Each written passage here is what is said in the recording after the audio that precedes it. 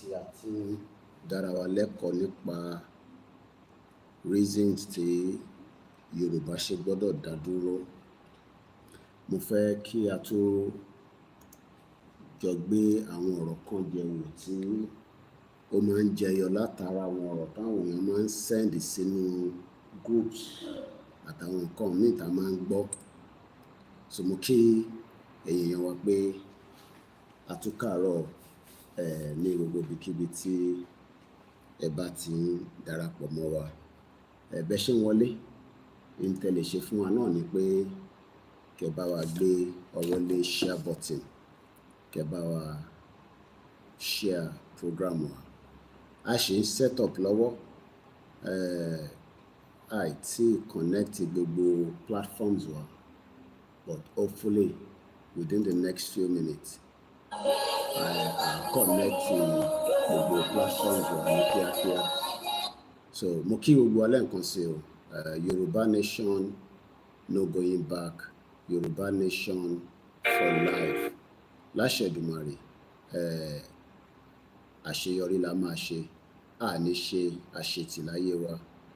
Àjọ délẹ̀ lérí lágbára Ọlọ́run. Ó láwọn ìbéèrè táwọn èèyàn ń béèrè tí mo fẹ́ jẹ́ kí àwa tí a jọ gbé Yorùbá nation dání, tí mo fẹ́ kí a jọ tún gbé yẹ̀wò ní àárọ̀ yìí. Orúkọ mi náà ni OLAYOMI KOIKI, tí ọ̀pọ̀lọpọ̀ àwọn èèyàn mọ̀ sí Koikimedia. Iléeṣẹ́ wa náà ló ń pè ní Koikimedia, níbi tí a ti ń gbé information jáde, tí a ti ń engage, tí a dẹ̀ ti ń fi ọ̀pọ̀lọpọ̀ àlàyé tá ti fi ń yẹra wa pé kí ni solution àti pé ta ni a gbọ́dọ̀ sọ fún pé a fẹ́ kúrò ní Nàìjíríà lára àwọn tí a jọ ń ṣe ọmọ Yorùbá. Ta lẹni náà? Ìyẹn ni mo fẹ́ kí ẹ̀yin ọ̀jọ̀gbọ́n bá mi dá sí ní àárọ̀ yìí, torí wọ́n ní in tó bá yéèyàn èèyàn máa lọ béèrè ni. In tí ò dẹ̀ yé mi náà mo fẹ́ wá béèrè láàárọ̀ yìí, torí gbogbo nǹkan kan náà ni ó máa yé wa.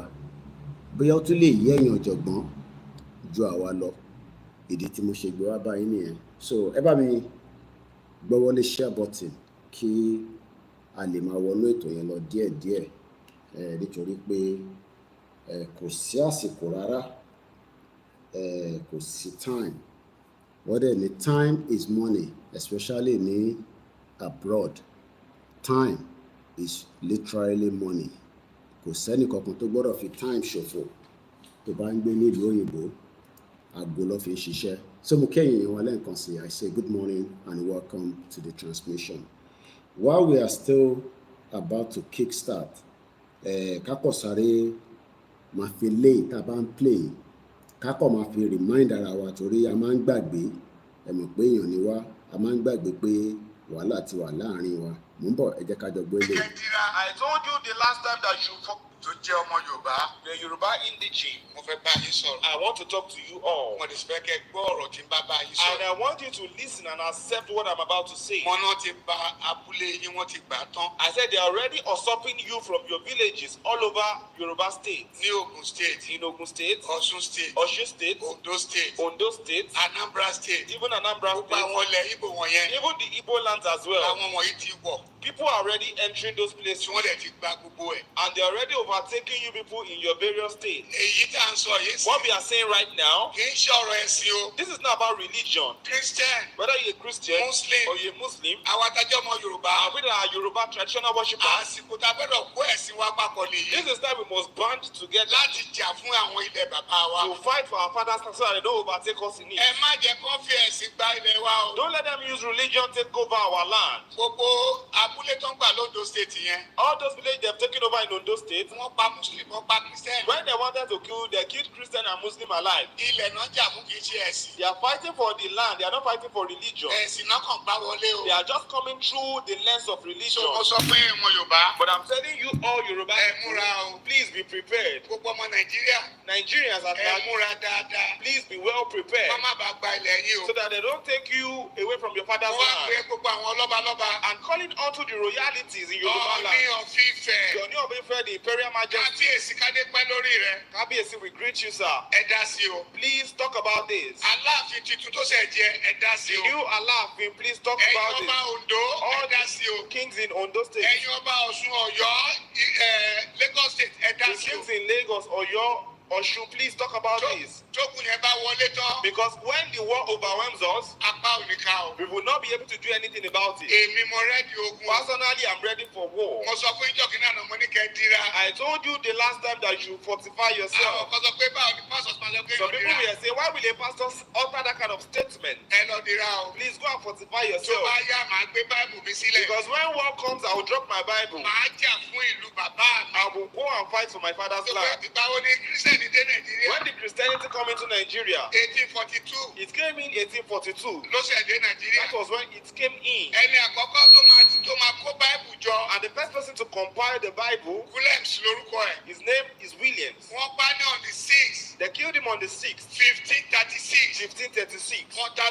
They burnt him. He was lynched. The person that compiled the Bible for us. So don't let us put religion into our culture or for fight for our father's land. I will fortify myself and I'll be a leader. And if you can fortify people, fortify them. We will fight that war. I will drop my Bible because of my father's land. Because the Bible says it. Hebrews 6 verse 1. It says, set aside the teachings of Christ and let us do what is complete. We will now put it aside. Let's fight to our father's land. And we tell Jesus to help us. To help us in the work for our father's land. That's what we are going to do.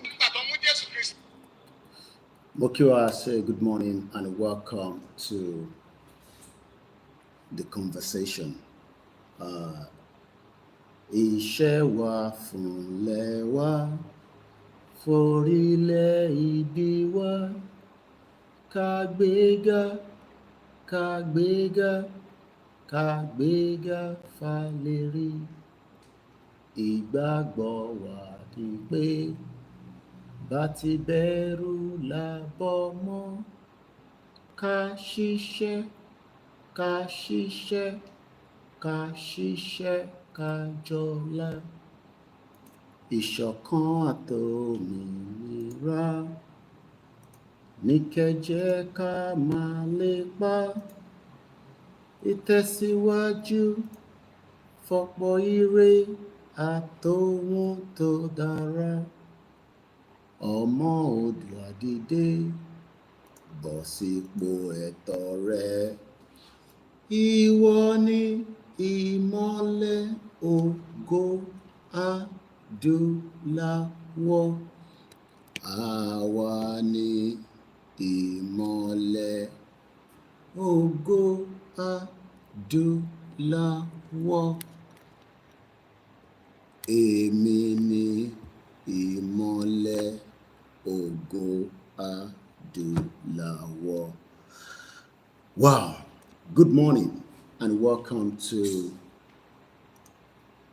another Yoruba Nation Self-Determination Campaign Awareness Program. Mokiwa tí mo fi kíkí gbogbo ìtòlúkálukú wa bá ń sìn tí mo fi kí wa. Láì yọ ẹnì kankan sílẹ̀, mo kí wa pé a tún káàbọ̀ lẹ́ẹ̀kan sí sórí ìkànnì wa tí à ń pè ní Koikimedia. This is where conversation tó deep tó ní ṣe pẹ̀lú ìrìn àjò Yorùbá Nation. This is where we discuss it. Mo lọ bẹ́ẹ̀ mo kí bàbá wa Professor Adébánjí Akíntóyè. Mo torí bàbá látòrí bàbá mo kí Ẹmọ̀lá, mo kí bàbá wa Ìgbòho-òòṣà. Mo lọ bẹ́ẹ̀ mo kí gbogbo àwọn tí wọ́n jẹ́ bàbá fún wa tí wọ́n jáde pé on the self-determination ní ká dúró lé lórí. Mo kí gbogbo àwọn ìyá wa náà. Mo wá kí gbogbo àwa tí a jẹ́ ọ̀dọ́ àti àwa tí a jẹ́ followers tí a gbà fún pé kí Yorùbá kó dá dúró. Mo sọ kankan ní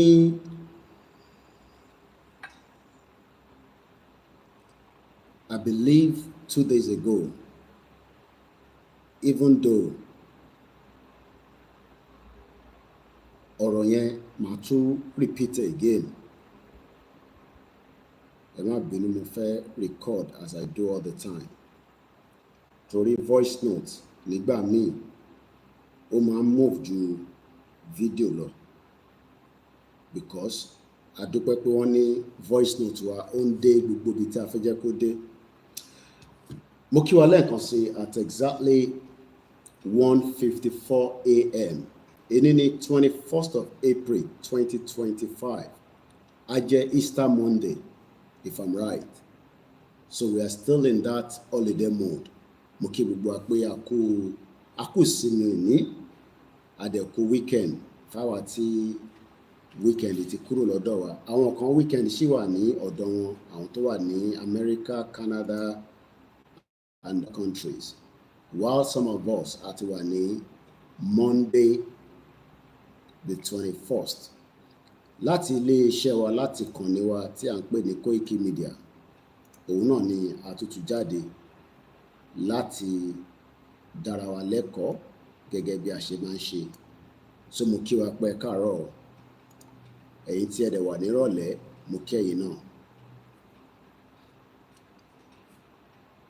A ní a fẹ́ gba Yorùbá nation, pé kí Yorùbá dá dúró.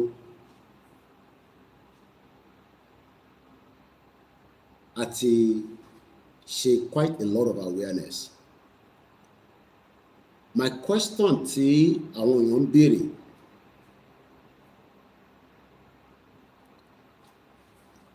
and it's because maybe àwọn tí wọ́n ń béèrè yẹn wọ́n fẹ́ gbọ́ èsì náà la ṣe jáde báyìí. The first question is, can we get Yoruba nation without Ọọ̀ni of Ife and Aláàfin and àtàwọn ọba tó kù? Ṣó possible pé a lè gba Yoruba nation without them? That's number one. Number two, ṣé ó possible pé a lè gba Yoruba nation without the politicians? Ṣó possible pé a lè gba Yoruba nation without Gani Adams, Ìbà Gani Adams?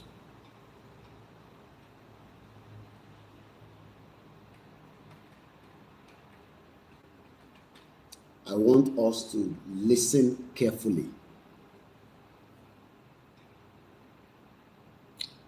The argument of some of our Yoruba people is that it will be extremely difficult fún Bàbá Akíntóyè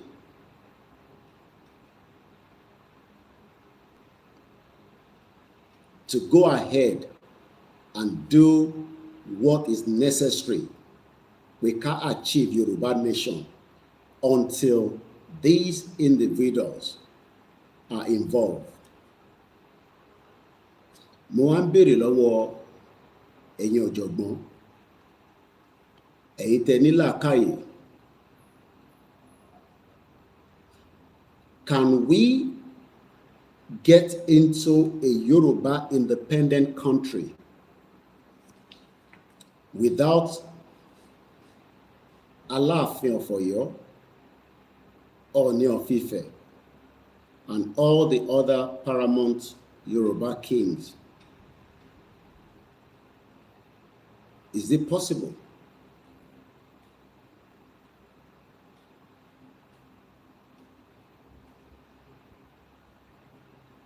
Is it possible we can't gba country without them? Let me start from this angle. Kí ni purpose tá a ṣe fi gba Yorùbá nation? What is the reason tí a ṣe sọ pé a fi gba country, a fi exit from the current situation tá a wà nú ẹ̀ and move to something to identify ourselves as Yoruba people? What is the reason? And I believe, if I'm very clear, as many of us, I will give us some of those reasons again tonight.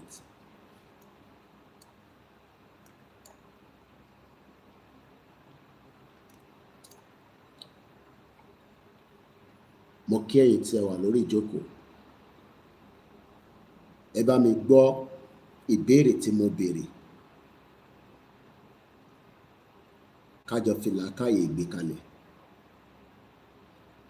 We have many kings across Yoruba land, láti Kwara títí dé Lagos State. A ní many different Obas.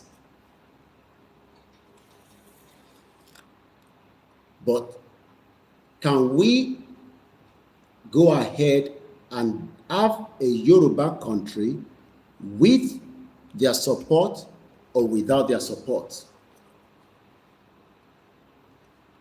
Ǹjẹ́ ó possible pé we can go ahead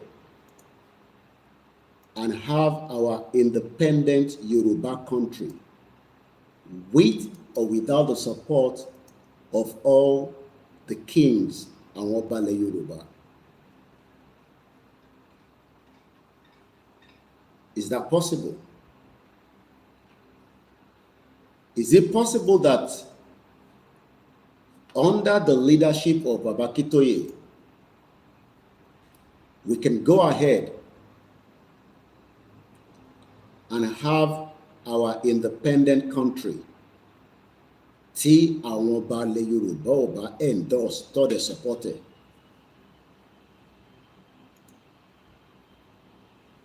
Lákọ̀ọ́kọ́, why would our kings be the obstacle to something that only meaning fún àwọn, only meaning fún àwa?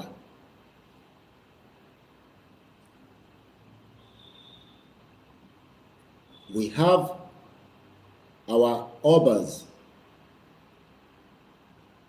that knows far better the history of the Yoruba people than me and you. But kí ni reason tí wọ́n ṣe fẹ́ endorse it down? Do we wait for the Obas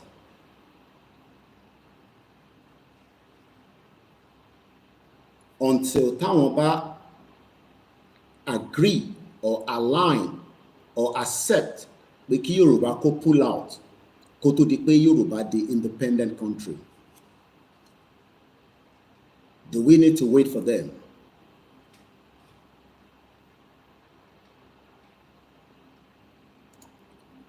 Ṣé a gbọ́dọ̀ dúró de àwọn ọba wa because of the respect and the ọmọlúàbís? Let me start from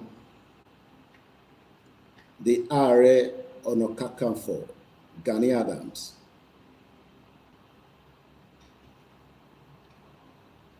The Yoruba people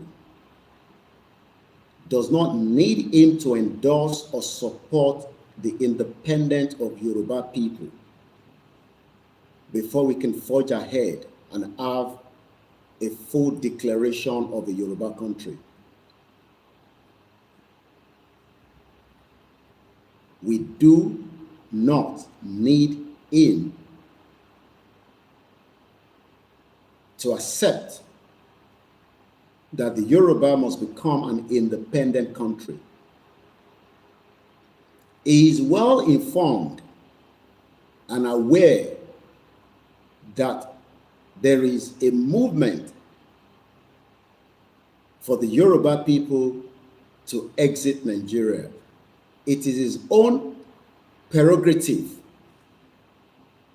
láti support pé kí Yorùbá kó dá dúró. Tí Ààrẹ Ọ̀nà Kakanfò bá rí pé a lẹ́tọ̀ọ́ láti dá dúró, kó dẹ̀ lè jáde officially kó announce pé àwọn endorse and support it.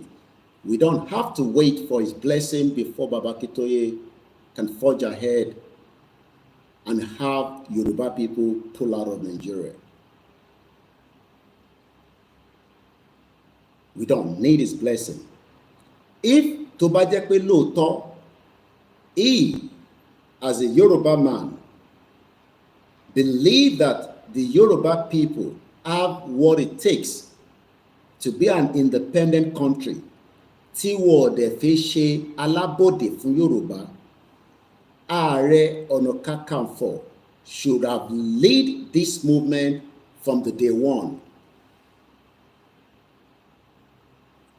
But he has never been a straightforward person. Ààrẹ Ọ̀nà Kakanfò has never been straightforward when it comes to pé kí Yorùbá kó dá dúró. He's always skeptical. Ọ̀rọ̀ wọn smooth. I was in many interviews that he has granted from the beginning of the movement, and he was not sure of himself. And that has proven to many reasons why we cannot even guarantee that it can rescue Yoruba people from many atrocities tó ń ṣẹlẹ̀ lẹ́ǹkùnlé wọn ní Ondo State.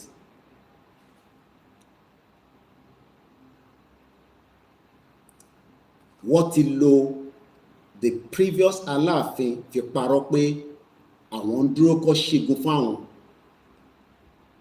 Bóyá the new Aláàfin, by that time, wọ́n ti pa many Yoruba people tán.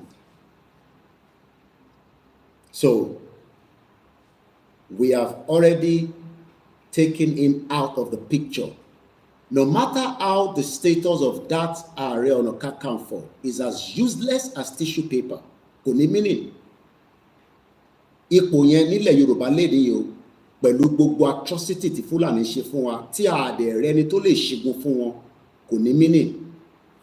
Ó lè ní meaning lọ́la tó bá ṣípá àtújáde padà pé ààrẹ ta sọ lánàá pé kò ṣípá o, àwọn ti wá rí signal pé ó ti wà lójú ogun, ó ń bá wa ṣípá.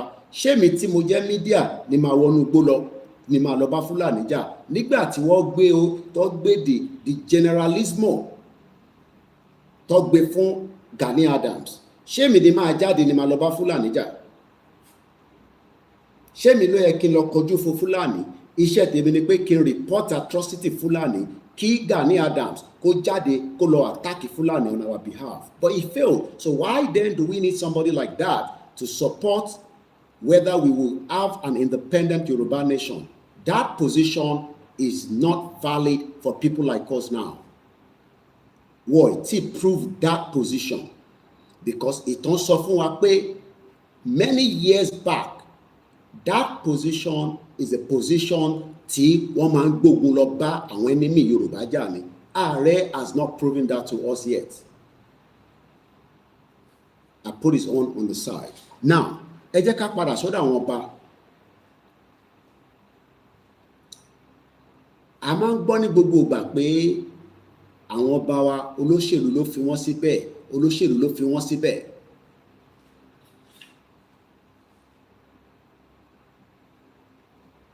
tó olóṣèlú bá wá fi wọ́n síbẹ̀ tó dẹ̀ jẹ́ pé olóṣèlú wà against Yorùbá nation, ṣé ọba náà máa wá wà in support of Yorùbá nation? Ẹ gbọ́ mi dáadáa. À ń sọ pé àwọn kan ló lo influence tó fi àwọn ọba tí à ń rí níbẹ̀ léèní síbẹ̀. Are we now going to sit back knowing fully well that the obstacle, one of the biggest obstacles tí Yorùbá nation ò ṣe tètè dé Yorùbá nation léèní òun làwọn olóṣèlú, and that comes from Bola Tinubu all the way down to every single one of them. So ọmọ Yorùbá tó wá ṣe ń sọ fún àwa nísìnyí pé ká lọ consult àwọn ọba wa pé a fẹ́ gba Yorùbá nation, ta ló sọ fẹ́yìn pé wọ́n ti consult gbogbo ọba ilẹ̀ Yorùbá? Káwọn ọba kọ́ ṣe fídíò jáde kọ́ sọ fún wa pé wọ́n ti sọ fún àwọn pé Yorùbá fẹ́ lọ. Kí gbogbo ọba ilẹ̀ Yorùbá kọ́ release statement láàárọ̀ la pé Koiki parọ́ mọ́ àwọn ọba ilẹ̀ Yorùbá o, pé kò sọ́ba kankan tó wà officially in aware pé Yorùbá fẹ́ lọ. Mo kí àtó bí mi lọ́mọ ẹ káàbọ̀, mo kí gbogbo èèyàn wa. Aago 2 ó kọjá ìṣẹ́jú 9 láti iléeṣẹ́ wa ní Koikimedia. Stage tí ọ̀rọ̀ Yorùbá nation dé, mo sọ ní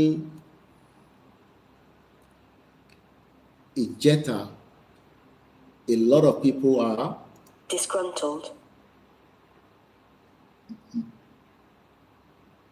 Mo fẹ́ wá Yorùbá meaning ni, Disgruntled. but meaning ẹ̀ tó lè yé mi àti ẹni pé they are angry and they are dissatisfied. Àwọn tó bá dẹ̀ wà angry tó wà dissatisfied, wọ́n máa ṣe gbogbo nǹkan láti fẹ́ discredit pé Yorùbá nation tó gbé dání yìí o scam ni, irọ́ ló fi pa, pé kò lè gbé wọn dé anywhere nítorí pé àìtí lọ sọ fún Ọọ̀ni of Ifẹ̀ pé Yorùbá fẹ́ lọ, àìtí lọ sọ fún Aláàfin pé Yorùbá máa lọ, àìdẹ̀tí lọ sọ fún Àwùjalẹ̀ àti Aláké àtàwọn tó wà lẹ́kìtì àti wọ́n wà ní káàkiri bẹ́ẹ̀ bẹ́ẹ̀ àti ọba Èkó àtọba kékeré àtọba ńlá àti baálẹ̀ pé ó ti wá àwọn Yorùbá o pé kó dá dúró.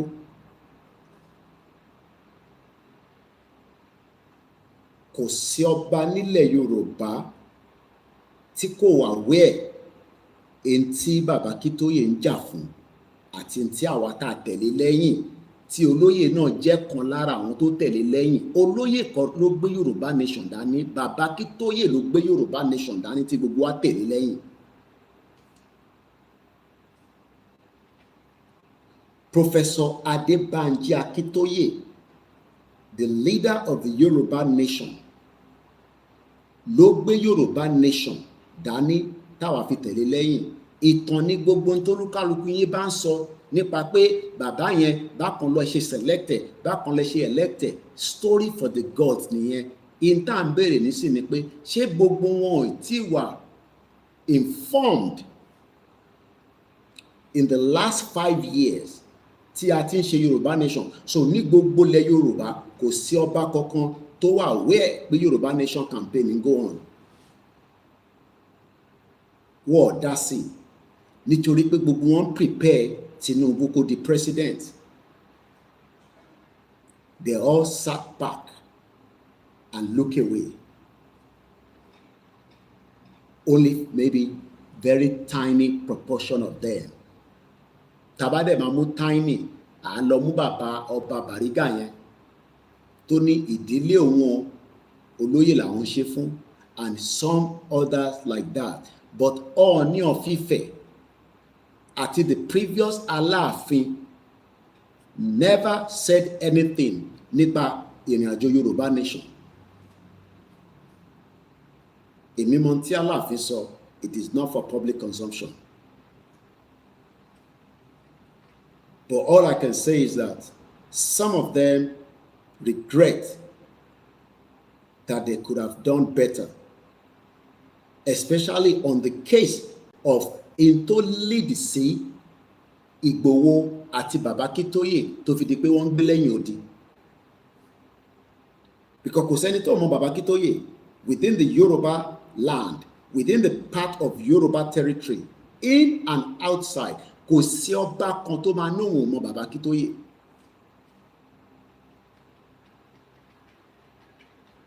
But the fact remains is that tẹ́nì kọ̀ọ̀kan bá ń sọ fún wa pé a gbọ́dọ̀ gbàṣẹ lẹ́nu ọba kan ká tó gba Yorùbá nation, ẹ sọ fún ọba yẹn pé kó kọ́kọ́ gbàṣẹ lẹ́nu politician, because àwọn tí wọ́n ò lè lo àṣẹ wọn until tí politician bá fún wọn ní go ahead, àwa náà ò lè dúró káwọn ọba yẹn fún wa ní go ahead. Táwa bá ti gba Yorùbá nation, à gbé àṣẹ lé wọn lọ́wọ́ padà.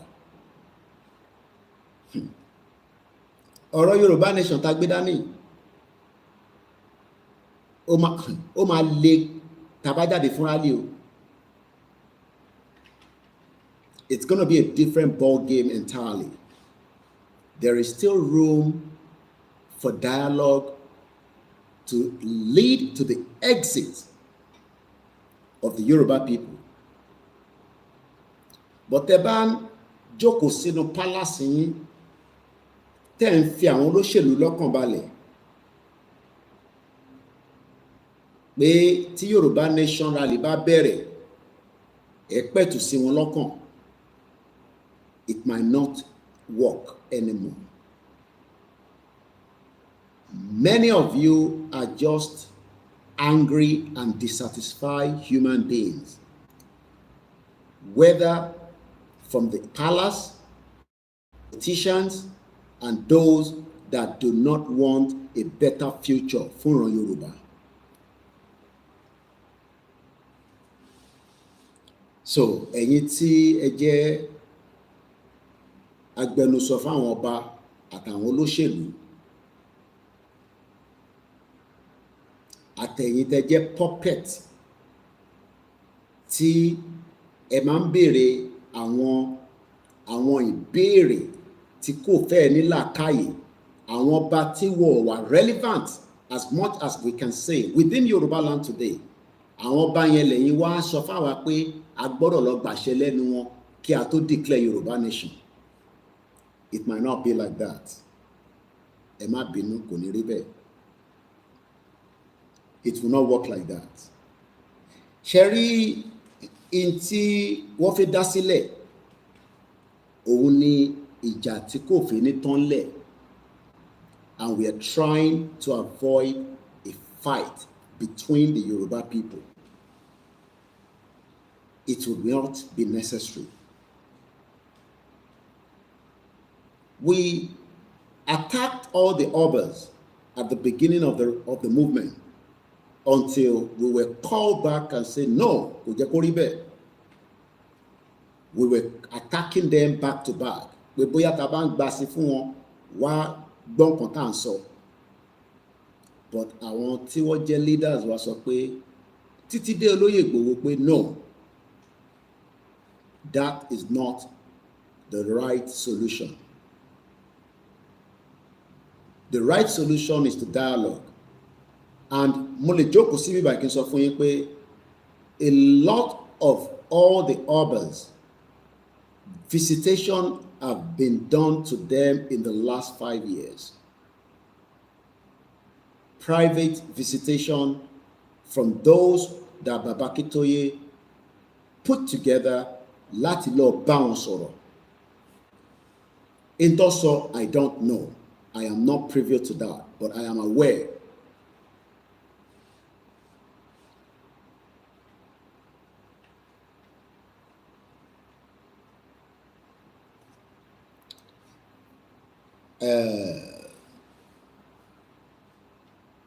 We should not be worried too much about what can happen, because what would happen would happen. Shere Itemani, how do you want to get out of Nigeria? Because I want to jáde kúrò látàrẹ. They are powerful human beings. They were never powerful until we made them to be powerful. Àwa la sọ wọ́n di powerful people. Kò ń ṣe pé wọ́n wà powerful. Go back and look at the history of every individuals that are being part and parcel of the present, the past of politics within Nigeria. None of them were powerful before.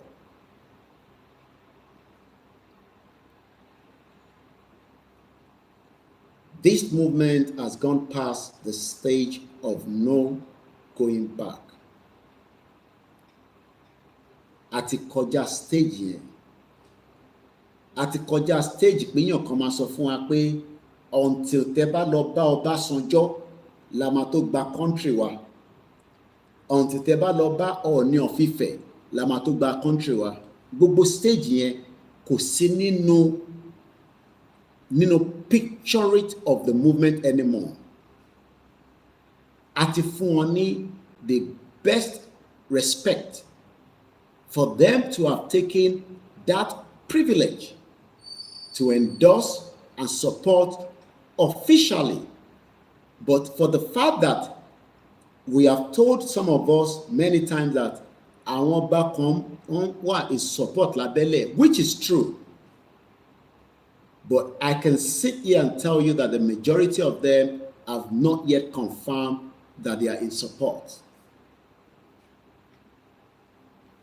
Majority of them.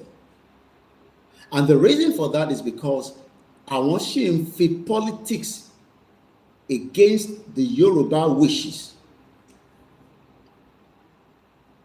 Àwọn balẹ̀ Yorùbá wọ́n ń lo politics tí kò serve interest ọmọ Yorùbá against the new interest of the Yoruba people. Kódà bó jẹ́ èèyàn 1,000 ló bá ti sọ pé a fẹ́ kúrò ní Nàìjíríà, that must be respected and deliberated and dialogue. Àwa ṣe gbé lọ sí bigger forum.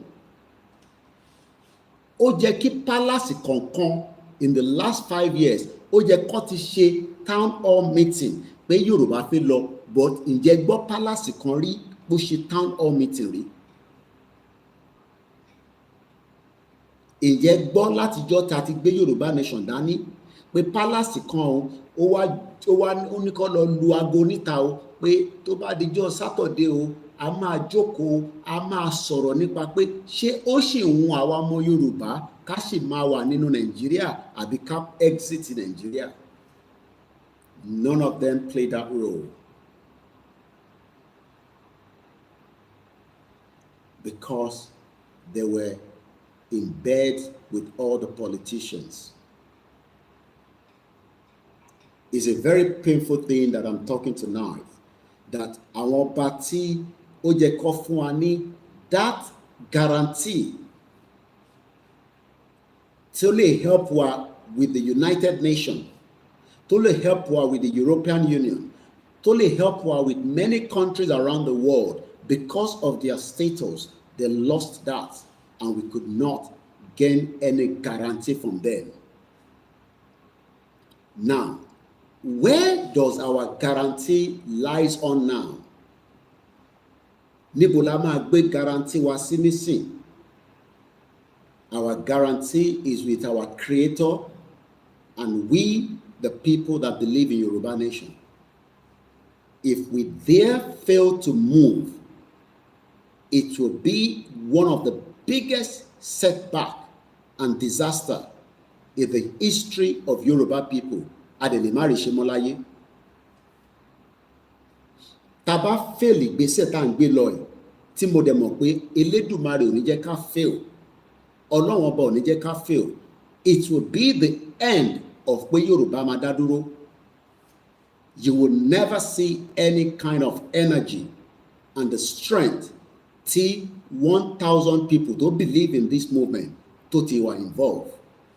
And I just cap it as 1,000, but multiply that by 6 digits. And you will realize that we're talking about close to 10 million Yoruba people, at least. Both from the diaspora, if we have 50 million Yoruba people that are against Yoruba people, ẹ jẹ́ ká lọ béèrè lọ́wọ́ àwọn tí wọ́n ń fẹ́ nǹkan síta pé kí ni reason táwọn ṣe ń fẹ́ nǹkan síta tí wọ́n fẹ́ jẹ́ kí làákàyè ọmọ Yorùbá ṣí pé kò sí nǹkan kan tó ń jẹ́ Nàìjíríà, ẹ̀tàn ló wà níbẹ̀. Because ọ̀rọ̀ àwọn tí à ń sọ fún tí kò yé kò ń ṣojú lásán, àwa ti mọ̀ yẹn already.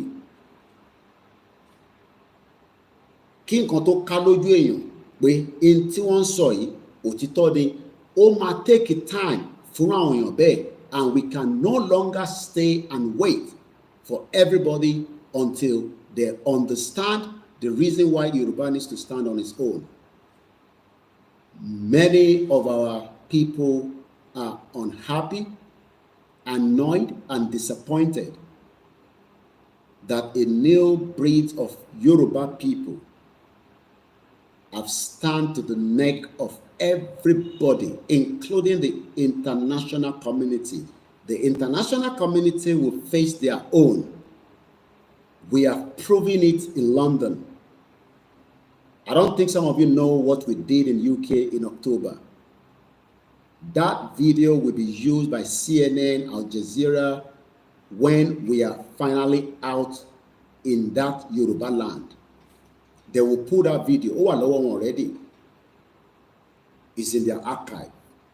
But because they do not want to publicize it too much, to create a conscious awareness to the outside world, that is the reason why the final straw to break the camel is for us to shut down the Southwest for the rally. That is the camel. That will seal anybody from moving as they like, because Ọba kan ò ní lè jáde anyhow kúrò ní palace wọn. They will remain in their palace. Wá dẹ̀ máa gbúrò pé Yorùbá wà níta tó ń demand fún Yorùbá nation. And kọ́ wá sọ fún wa nígbà yẹn pé àwọn ò tún gbọ́ mọ́. Tó bá ní àwọn ò gbọ́ Yorùbá nation in the last 5 years, we will prove that to them when we all come out for the rally. So you can see that this rally ó fẹ́ mú ọ̀pọ̀lọpọ̀ nǹkan jáde, especially those of you that are still doubting and talking and saying ṣé rally ló máa fún wa ní country wa. Don't expect any Obas. Don't expect any Afeniferes. Don't expect any of our billionaires, millionaires to Jomo Yoruba to endorse a country that we want. We would have to compel them into believing in it. Ètò bá mú Britain to force wa sínú Nigeria, we might have to also force people back into where we used to be before Nigeria, because we were all forced into Nigeria. A fi force ara wa jáde. Ẹni tí ó dẹ̀ máa tẹ̀lé wa is either they accept it or not. It does not matter, because that Nigeria that you are using right now, we were all forced to be using that Nigeria. It is not our wish. Because wish wa kọ́ ni, it is the wish of the Europeans that is Britain. Britain wish ni kò ń ṣe wish tàwa. And all these is well known across every part of Yoruba land. Ẹnì kankan tó bá ń sọ fún yín pé àwọn ọmọ kankan nípa Yorùbá, àwọn ọmọ bí Yorùbá ṣe jẹ́, gbogbo yẹn irọ́ ni. Kò sẹ́ni tí kò mọ bí Yorùbá ṣe jẹ́.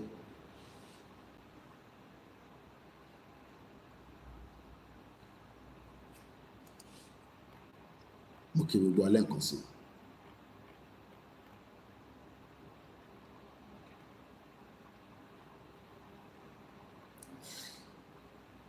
Let me give you a bit of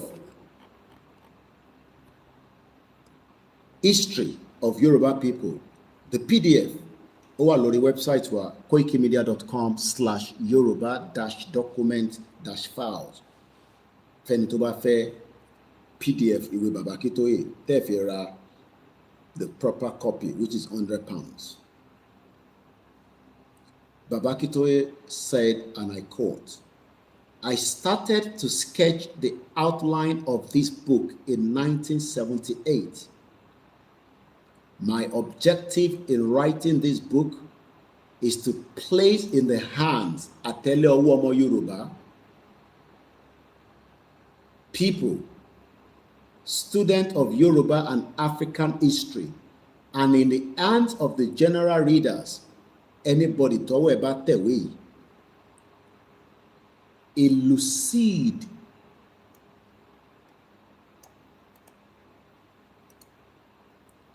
and when we say the word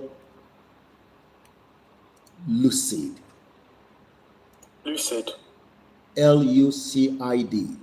lucid, expressing clearly and easy to understand. Ṣé ọba ilẹ̀ Yorùbá ò tí understand ìyàtọ̀ pé Yorùbá fi dá dúró àti pé Yorùbá wà ní Nàìjíríà? I am very sure all our Obas understand. lucid,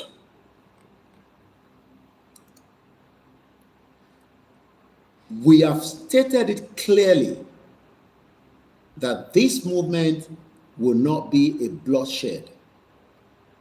This movement would go ahead as a non-violent. We will not attack the military. We will not attack the police. We will not attack the government.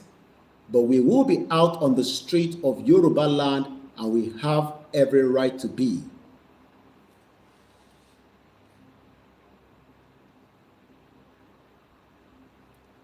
And that is why every details of this movement has been analyzed, discussed, explained for the least ọmọ Yorùbá kó lè ní a better grasp, understanding of the reason why the Yoruba people have no more right to remain as one Nigeria. But if any Yoruba is now against it, then there's likely going to be clash between us and them. And that should be avoided. But nígbà tí àwọn tó jẹ́ kó avoid pé kí clash kó má wá sáyé, àwọn gangan ló wà behind it. Some of them are the kings, the politicians, and our elites. They refuse to make Yoruba to be the chosen noble path to his noble goal. Let's go back again to what Baba Akintoye said. History of the Yoruba people.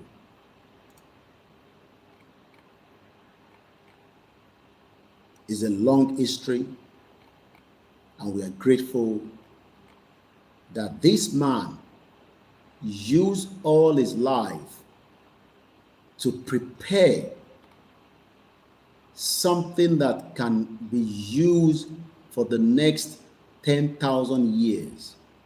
Nídò òyìnbó kankan kó wá sọ history wa fún wa. Professor Adebanji Akintoye has proven, and it is entirely up to every one of us to have a copy. Tó o bá lè ra the hard copy, you must look for the PDF and keep it on your device. Kẹ́ máa fi kọ́ àwọn ọmọ yín nínú ilé. Let me give you some of the content. The beginning, the development of the early Yoruba society before Oduduwa, Ife, in the 9th to 10th century. I don't think some of you understand the meaning of the 9th and the 10th century. Àwọn kan ló gbé nígbà yẹn tó ń pera wọn ní ọmọ Yorùbá. Àwa kan wá ní sínú pé ká padà sí bí ó ṣe ń bẹ tẹ́lẹ̀ rí. Ẹ̀yin kan wá ní ẹwà against ẹ̀, ẹ wá ní kò ní mú jà dání. How that is going to happen, I am still trying as much as possible to not push pé ọ̀rọ̀ ìjà máa wà láàrin ẹ̀. Because àwọn tó wà ní that early stage of the 9th, the 10th century, the 19th century, bí ìgbà kábà ní a sọ pé nǹkan 10th century ká wá add 9 mọ́ ó di 19 that means pé ilẹ̀ Yorùbá ti exist before the 19th century tó wá ṣẹ̀ sọ ní Nàìjíríà.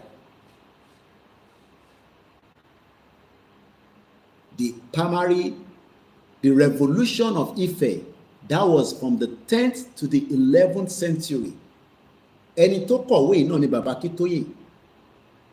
Àwa ṣẹ̀ wá ń sọ pé a máa dúró kí olóṣèlú kan kó wá ṣàlàyé fún wa pé Nàìjíríà la gbọ́dọ̀ kú sí. Ìjà máa wà gan-an tí care is not taken kó jẹ́ kí ọ̀rọ̀ yìí kó jẹ́ kó wọnú serious dialogue. Ó sì máa padà dénú dialogue but ó lè mú ẹ̀jẹ̀ sílẹ̀ rẹpẹtẹ gan and people will be held accountable for such, and those that will be held accountable will be the politicians and our kings. If many bloods of the Yoruba people are spilled, our kings and the politicians would have to take the full responsibility.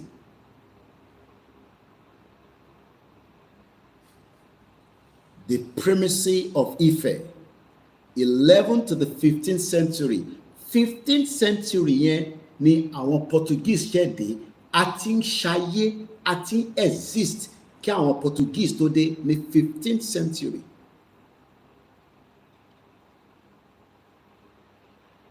Traditions of the kingdom founders, the kingdoms of the Yoruba land. These are content of the book.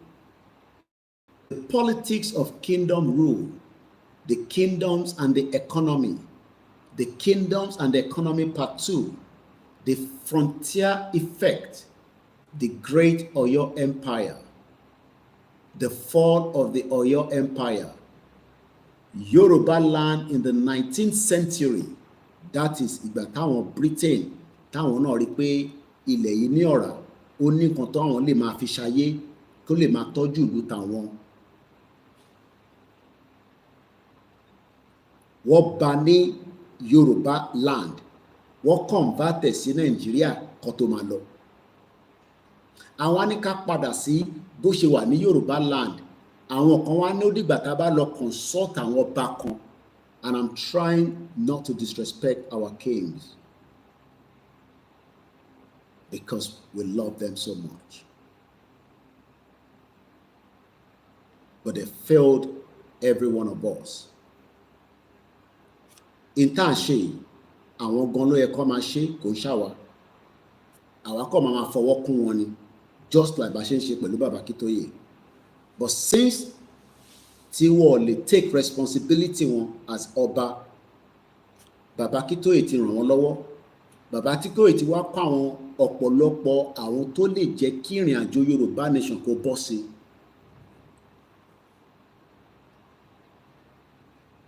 This is fight to finish. If you are a Yoruba man or woman and you are still doubting Yoruba nation, to Twedan, this one will be different from the ones that you've ever witnessed before. This one, tá à ń ṣe lọ yìí, ẹ máa ní ẹ̀rí irú ẹ̀rí. Yoruba land in the 19th century, other agencies of change. Number 16, the Yoruba diaspora. Number 17, the politics of the 20th century. Number 18, the social transformations in the 20th century. You can see that these are people that should not be already in power. Àrùnjẹjẹ, àríná. Àwa tá tí exist as far back as the 9th century. Ẹ wo bí tá a wà lẹ́nu. And rather than us to focus on that, they are using all kind of other distractions to divert the minds of the people.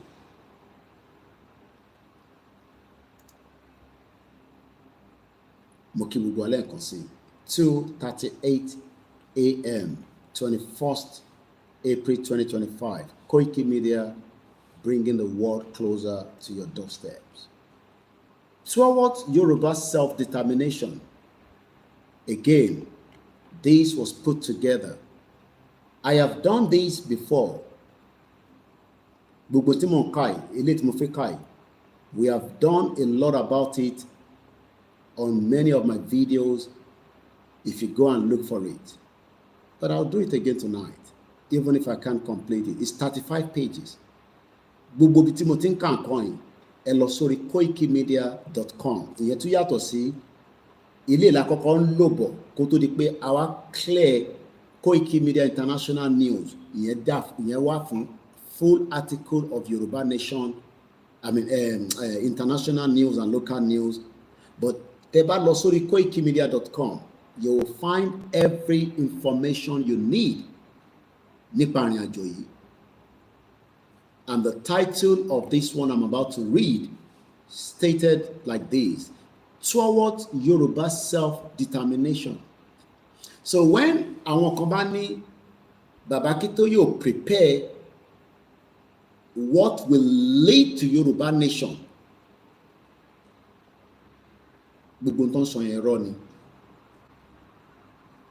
They are people that are disgruntled, mo ti sọ tẹ́lẹ̀.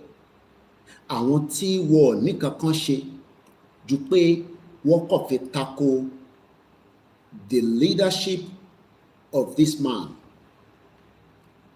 Tọ́dẹ̀ wá fẹ́ lo Ìgbòho as another area láti fẹ́ fi attack Baba Akintoye. And we have stood our ground láti prove pé in tí Baba Akintoye ń ṣe is the right direction as against in tí Tinubu ń ṣe lọ́wọ́lọ́wọ́, because Tinubu will not achieve anything for Yoruba people. He's another selfish individual for himself and his cronies. Kò ní interest ọmọ Yorùbá kankan nínú. Let's read further. Towards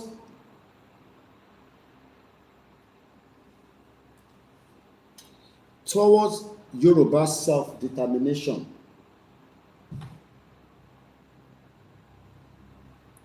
Ẹni tó bá ní the copy gbogbo tí mò ń kà yìí, tẹ́ bá lọ sórí website mi koikimedia.com.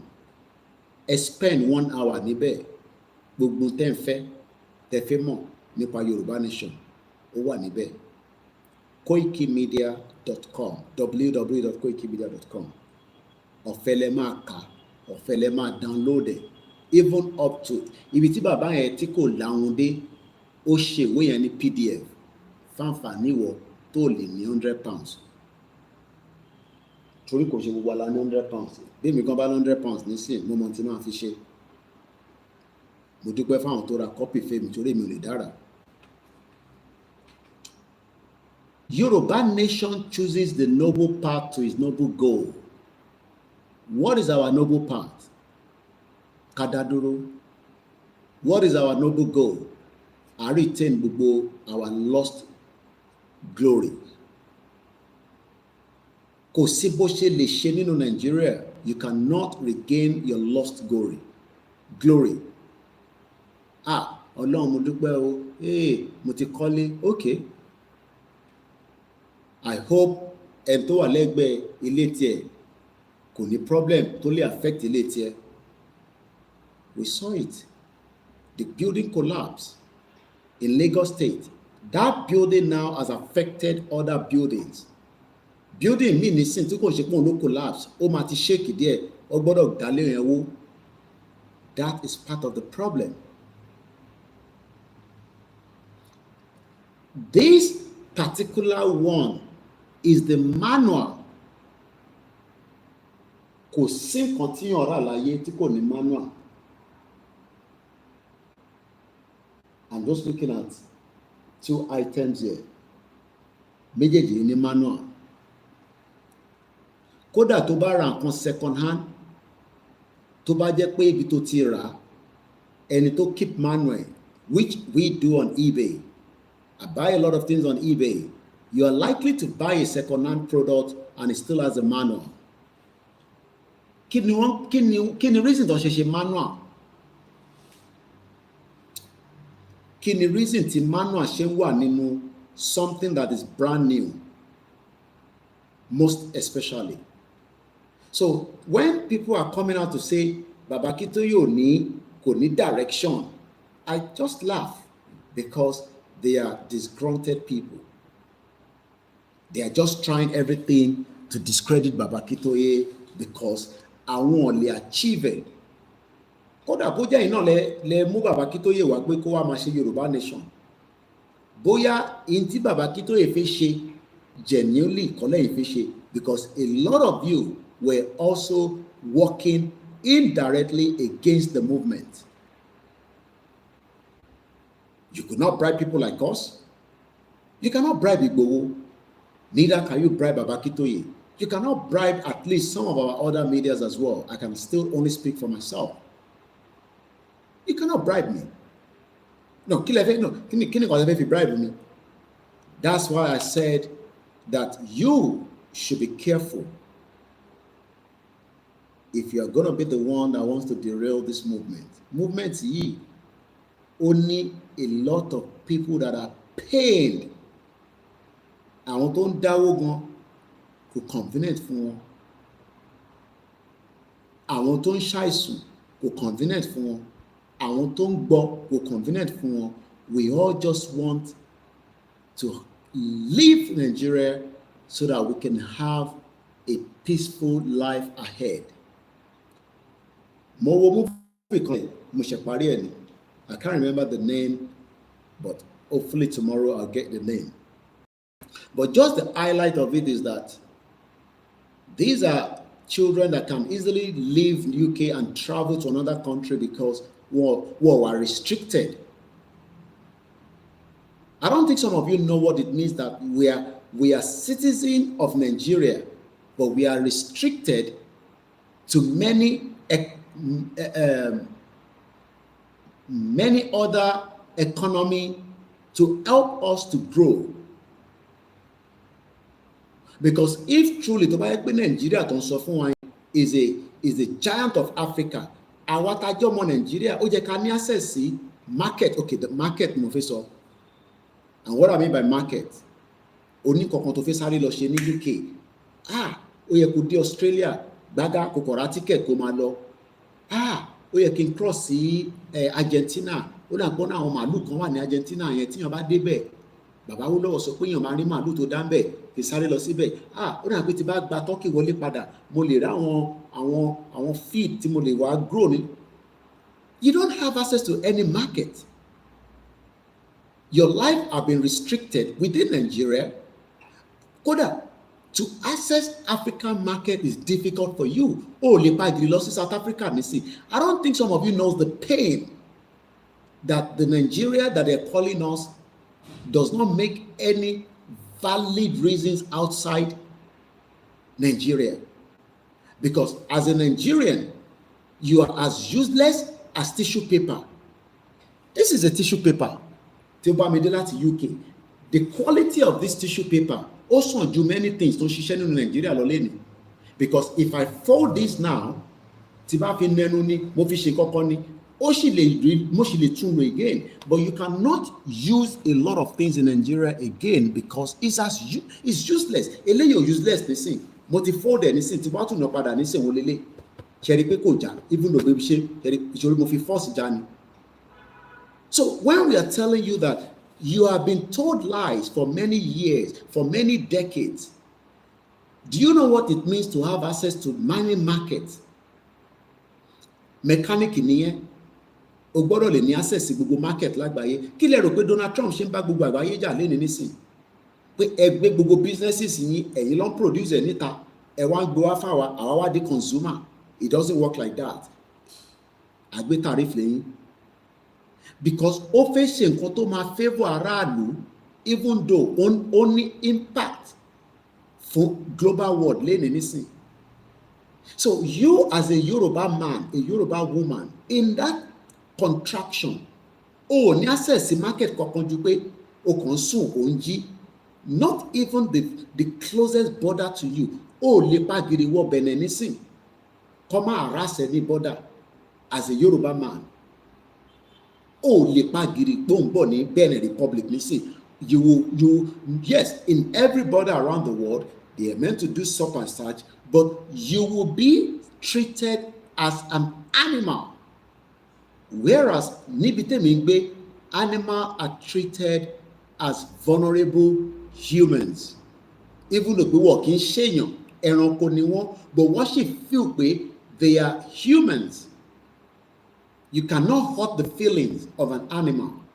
Gbogbo alárí footballer tó kíkì ológbò tí kò mọ̀ kàn rìkọ́dé wọn. Lẹ́sẹ̀kẹsẹ̀ endorsement kúrò lọ́wọ́ ẹ̀. Lẹ́sẹ̀kẹsẹ̀ wọ́n fẹ́ bàtà ayé ẹ̀ jẹ́. Lẹ́sẹ̀kẹsẹ̀ wọ́n gbé lọ sí court. Gbogbo kíkì ológbò. And the same ológbò ni wọ́n wá pa nínú ilé Ìgbòho because lọ́kàn wa ibẹ̀ lágbára ẹ̀ wà nítorí pé wọ́n ti gbọ́ lẹ́nu ẹ̀ rí pé ibi tágbára mi wà nìyẹn o. So definitely somebody within the house knew that information because èmi mẹ́tẹ́ lóye sọ fún ẹni ẹ̀dẹ̀ sọ fún ẹni ẹ̀dẹ̀ dalẹ̀ olóyè ó lọ sọ síta pé ẹ bá ti wọnú ilé ẹ̀ ó láwọn ológbò ẹ kọ́kọ́ pa àwọn ológbò yẹn lẹ́sẹ̀kẹsẹ̀. Ìyẹn ló ṣe gbé babaláwo tẹ̀lé irú babaláwo nìyẹn tó tẹ̀lé àwọn Fúlàní tó fi pa Ìgbòho sílé because the intention was to kill him.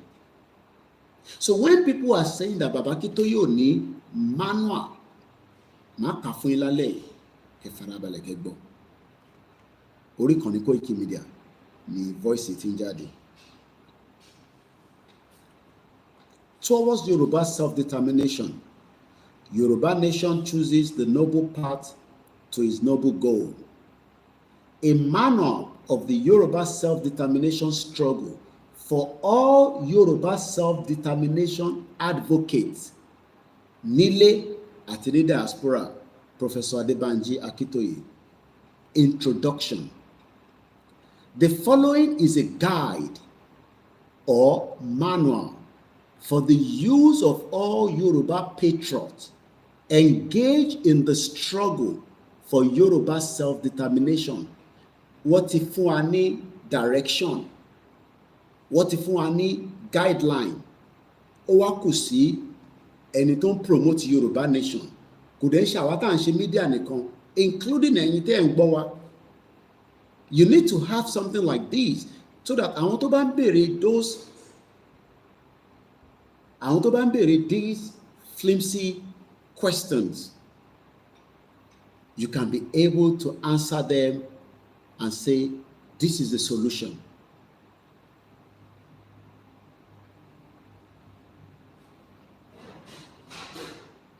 Mo kí gbogbo alẹ́ nǹkan sí. Mo ń bọ̀.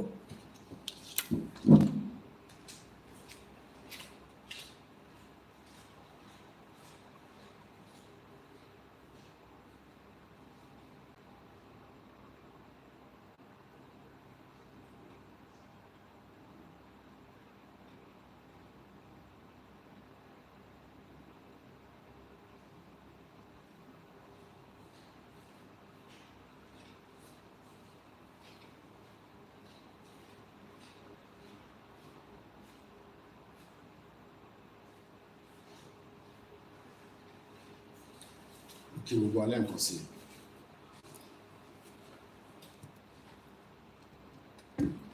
This guideline is what every one of us should have used to present Yoruba to the outside world and the inside. I did at least continuously. Kò sẹ́ni tó bá nóhùn pọ̀ lẹ́nu mi rí pé mo lo this particular guideline láti fi ṣe program, láti fi ṣàlàyé, láti fi ṣe discussion. But just for the benefit of a refresher, we go with it again and see how far I can go. Aago mẹ́ta òru ló ṣe fẹ́ lù lọ́dọ̀ wa. Same time in Yoruba land, same time in the United Kingdom. The following is a guide or manual for the use of Yoruba patriots engaged in the struggle for Yoruba self-determination. It supplies to all supporters of the self-determination struggle the kind of information that they will need to prosecute the struggle and supply guide to the struggle strategies and method. Ó clear rẹ̀, ó wà straightforward, kò sí àní-àní níbẹ̀. Information yẹn ni pé a máa lè lò ó láti lè fi engage ẹni tó yé àtẹni tó yé pé Yorùbá fi dá dúró. Yes, kò ń ṣe gbogbo èèyàn ló yé, but tó bá ti ní guideline yìí lọ́wọ́, it will be very easy for people to understand. Mo kí wa lẹ́ẹ̀kan sí. Though this manual was motivated in the context of one main organization, and that is Ìlànà Ọmọ Oòduà. Having Ìfẹ́lódùn, which is Baba wa Dr. Chief Sunday Igboho, one of his own reason to have a group is also to say to the world that òun kì í ṣe ẹni tẹ́ ń rò pé òun, because many people don't know who he is. So the more people can support that Ìfẹ́lódùn, it does not stop the agenda of Ìlànà Ọmọ Oòduà that belongs to Baba Akintoye. Ìlànà Ọmọ Oòduà was one organization that came out of Yoruba World Congress. The YSDM is the body that serves every organization to make sure that we work in hand with the vision of the movement. So when you look at the YSDM and what it means, according to the movement today, the YSDM that stands for Yoruba self-determination. Tabalowo, what it stands for. The sovereignty for the Yoruba nation, following the resolve of many Yoruba to have our independent nation. Now, let's look at it from this point. Àwọn kan náà wọ̀n ní wà pẹ̀lú Baba Akintoye. Tí Gani Adams bá náà ń ṣe Yoruba nation, ẹ bèrè lọ́wọ́ ẹ̀kọ́ báwo ló ṣe fẹ́ gba Yoruba nation yẹn fún wa. Tí kò bá fi sowọ́pọ̀ pẹ̀lú Baba Akintoye, ká jẹ́ one block, ká move together. He doesn't want Baba Akintoye, he doesn't want Igboho, but òun náà máa sọ pé òun ṣe Yoruba nation, even though his own Yoruba nation is not very clear. But we know that our group kan wà tó ń pè ní the Yoruba One Voice or something like that. And now yẹn, a ní global directorate. Mo mọ àwọn tó wà behind it. There was nothing called global directorate until Baba Akintoye vision of Yoruba nation jáde. Àwọn náà ṣe tiwọn. So when we have all these different groups that they are doing fantastic, kí ni end game tiwọn? Báwo ló ṣe máa achieve Yoruba nation fún wa? Ǹjẹ́ ẹ̀yin tí ẹ̀ ń wà involved in those groups, ṣé tọ́ba ni gbogbo agbọ́dọ̀ máa ṣe differently? Okay, kí ni end game ẹ̀? Báwo la ṣe fi achieve ẹ̀? Because ọ̀tọ̀ nípa máa sọ pé à ń ṣe meeting, à ń ṣe this, báwo la ṣe fi achieve ẹ̀? If we do not have the manual and the guide, yes, there's nothing wrong if we have many groups, but how will all these groups, instead of all these groups, kó wà lódindi, ó ti wà lódindi tẹ́lẹ̀, Dúpọ̀ Onítìrídé, òun slash ẹ̀ sí méjì. Àṣírí àwọn kan tó sì ń sọ fún wa pé as at today o, in tí Dúpẹ́ gbé dání, òun lọ́nà àbáyọ. Àwọn kan ní àwọn believe in Baba Akintoye because àwọn ọmọ bíi tí Baba Akintoye ń kó wọn lọ. Even though evidence is show pé we are on the right track. We are coming out of a country that has been in existence one way or the other for more than bloody 65 years. Owó wà lọ́wọ́ àwọn tá a fẹ́ bá fa wàhálà yìí. Gbogbo nǹkan wà lọ́wọ́ wọn. Is a government that is already functioning.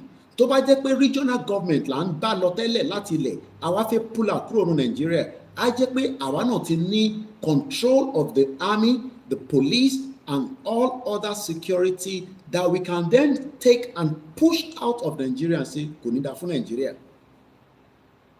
But today, nígbà tí Tinubu débẹ̀, wọ́n sẹ́ a máa ní state police, fàbúdé gbogbo yẹn.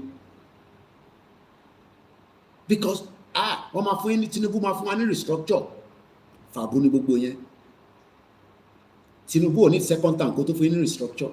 kí ló fẹ́ no tí kò bá ń ṣe pé ó fẹ́ fi jalè gé ni àti pé ó ní interior motives kí ló dé tí kò lè ṣe gbogbo tó yẹ kó ṣe within the first year? Why does it, if truly he wants to pull Nigeria to be restructured, why does he need a second term? So definitely he has no intention to give us a restructure, neither is he going to give you a self-determination. Ṣé òun la máa wá gbàgbọ́ bí mo ṣe ṣe program láàárọ̀ ẹ̀ ọ̀ bàbá Akíntóyè èwo náà àwọn méjèèjì? So we should stop playing with the minds of the Yoruba people. Àti níyàn tó ń fún wa ní the directive, the direction. Ẹ tún ṣe fi máa divert mind wọn pé ká lọ dúró kí Ṣèyí Mákindé kó support Yorùbá nation. Ta ni Ṣèyí Mákindé? Privilege ló ní ló fi di governor now. Most of them are privileged. Privilege ni. Tàbá dẹ̀ sọ pé Ṣèyí Mákindé ò lè ní òun ò mọ Ìgbòho dáadáa. Ẹ lọ bèrè lọ́wọ́ Ṣèyí Mákindé. Picture Ṣèyí Mákindé àti Ìgbòho ó wà nù pálọ̀ ẹ̀. Èmi rí kò ṣe pé wọ́n sọ fún mi. Tẹ bá rí Ṣèyí Mákindé ẹ̀ lè dá mọ̀ gan sẹ̀. Tẹ bá rí ẹ̀ lè dá mọ̀. Kò dẹ̀ lè sọ pé wọn ò mọ ti Sunday Ìgbòho. Ṣe bí privilege táwọn Chief Sunday Igboho bá ní kò lè débẹ̀ níjọ́ náà lọ́hùn tí gbogbo ń ṣe politics wọ́n bíbà bẹ́ẹ̀ dá kó náà máa di governor. Ìgbòho ni wọ́n mọ̀ dáadáa. Ìwọ tó ò mọ Ìgbòho ló ṣe ń dá ọ̀tẹ̀ ni. Àwọn tó jẹ́ olóṣèlú Tinubu mọ ẹni tó ń pè ní Ìgbòho. Wọ́n lè determine capability ẹ̀ délẹ̀ wọ́n mọ̀ pé n tó bá náà fẹ́ ṣe ó máa ṣe ẹ̀ lè dá dúró. But ó ní ìdìrànlọ́wọ́ gbogbo àwọn ọmọ Yorùbá ká lè fún ní support yẹn kó má dàbí ìgbà tó jẹ́ pé Ìgbòho gangan ni the obstacle to the politician because Ìgbòho kọ́ ló náà fẹ́ Yorùbá nation àwálá ṣé Ìgbòho ló náà fẹ́ Ìgbòho tó níwèé tó lọ́mọ tó ń gbé ní Canada tó ń gbé ní Germany táwọn ọmọ yẹn ṣe dáadáa so kí wá ní problem ẹ̀ pẹ̀lú Yorùbá nation but ó ní òun ò fẹ́ kí ìran òun jìyà mọ́. Do you think we bought him over from the politicians, as some of you have said? Yes. Tó bá ṣiṣẹ́ fún lóṣèlú rí, ó dẹ̀ náà ò ṣiṣẹ́ fún àwọn ọmọ because òun rí pé wọ́n yàn wá jẹ. Ṣé wọ́n yàn wá jẹ? No, ṣé olóṣèlú yàn wá jẹ? So stop presenting something else to the Yoruba people. Àwa Yorùbá ti determine ní sí pé ọ̀nà tó kù ní sí ni pé self-determination. Ẹ má confuse wa pẹ̀lú any nasty information kankan pé taba lọ sábà tí ọba kan bá endorse Yorùbá nation a lè gba country yẹn. Ẹ má sọ bẹ́ẹ̀ o. Ọ̀rọ̀ dẹ̀ ọ̀rọ̀ òmùgọ̀ nìyẹn o. Ọ̀rọ̀ tá à ń fà yìí ọ̀rọ̀ ọmọlúàbí ò sí nínú ẹ̀ o. Gbogbo ọ̀rọ̀ ọmọlúàbí tẹ̀yìn sì ń sọ yẹn kọ́yá ẹ lọ dọ̀bálẹ̀ fún Ọọ̀ni of Ifẹ̀. Ẹ lọ dọ̀bálẹ̀ fún Aláàfin. Ẹ kọ́kọ́ sọ fún àwọn méjèèjì kó lọ sọ́dọ̀ Charles. Kó lọ sọ fún Charles pé èyí tájọ ṣe pẹ̀lú Nàìjíríà ti tó. Táwọn méjèèjì ò bá lọ ṣe yẹn ká tó bẹ̀rẹ̀ rally. Wọ́n tó bẹ́ẹ̀ kíyàn kankan dá wa dúró ni mo sọ. The new Aláàfin should call King Charles. Kó pe Charles sí palace. Pé òun fi wá rí. Kó dẹ̀ mú Ọọ̀ni dání. Káwọn méjèèjì rìnrìn àjò lọ sí UK. Kó dẹ̀ lọ sọ fún Charles pé adúpẹ́ o àmọ́lóore o èyí tá a jọ ṣe pẹ̀lú Nàìjíríà ti tó. Tí àwọn méjèèjì ò bá gbégbèsè yẹn tí Yorùbá nation rally máa fi jáde wọn ní any right kankan mọ́ láti sọ fún wa pé kí Yorùbá nation kó má dá dúró. Right yẹn ti kúrò lọ́wọ́ tiwọn. Tá bá gba country àgbé right yẹn lé wọn lọ́wọ́ padà. A jẹ́ pé wọ́n mọ value ìtọ́gbédá nínú yẹn. Táwọn bá mọ value ẹ̀ ni ó yẹ kó ti ṣe jù bẹ́ẹ̀ lọ. Especially Ọọ̀ni of Ifẹ̀. The late Aláàfin regretted a lot of things. Mo ní sọ yẹn fún yín nísìnyí. A bá gba country tán ẹ máa kà ní òwe mi. A lot of things he regretted. Àwọn yẹn làwọn máa dúró dè mò ń bọ̀. Let's go back a little bit more to the manual. Though this manual was motivated through Ìlànà Oòduà, very importantly, it is a base on the fundamental character of the Yoruba nation as a civilization building nation, a nation with goodwill and hospitality towards all other nationalities. Ìyẹn la ṣe wà nínú wàhálà tá a wà nínú ẹ̀. A ti wà too hospitality jù. Òun ló ṣe ìdènà fún gbogbo wa lénìí. That hospitality wa pé ẹ̀yin ẹ sùn sórí bed kémi lọ sùn sí pálọ̀.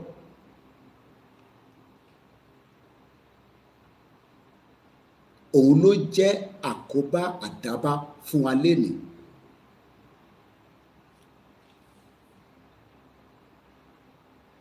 It is also based on the humble and sincere obedience of all persons working for Yoruba self-determination. We have been very humble. It does not matter what the presentation looks like to you. The Yoruba people that have been campaigning have been extremely humble. Ó yẹ ká ti dànkọrú gan, ó yẹ ká ti bà nǹkan jẹ́ gan. But we have been very humble. Kò ṣe pé ẹ̀yin tí à ń wò lọ́nkàn yẹn ẹ̀rù yín bà wá. Ẹ̀rù yín ò bà wá mọ́. Ẹ̀rù anybody ní kò bà wá mọ́. Ẹ̀rù yín kò bà wá mọ́. Bóyá tẹ́lẹ̀ o, ẹ̀rù yín ò bà wá mọ́, including the military or any security personnel. Ẹ ti disrespect Yorùbá ju pé ká tún máa bẹ̀rù yín lọ mọ́. Ẹ ní any value. Bí wọ́n bá rí ọlọ́pàá London nísìn, kódà kó ní British passport tó bá sì dé London padà, wàá sì máa gbọ̀n. O mọ̀ why? Kò ń ṣe ọlọ́pàá ló ń gbọ́ fún, ó ń gbọ́ fún border agency. Torí pé bóyá nǹkan tó ń gbé bọ̀ bí ẹja ni bí ẹran ni, wàá máa wò pé kọ́ má ní kó wá search luggage. Ṣé mo parọ́?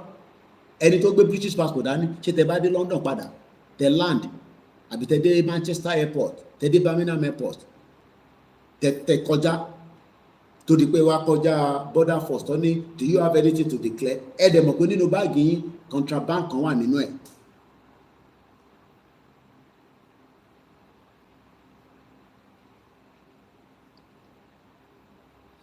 This manual is also intended to provide the wide world the basic details of the Yoruba nation's reasons.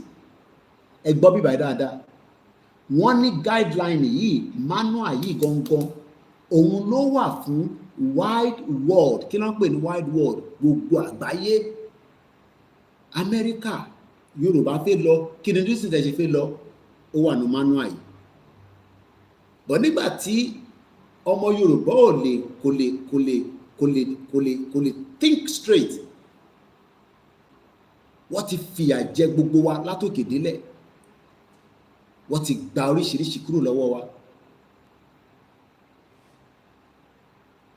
This manual is also intended to provide to the wide world the basic details of the Yoruba nation's reasons, ìdí pàtàkì, for now seeking to assert its self-determination and sovereignty separate from Nigeria. This program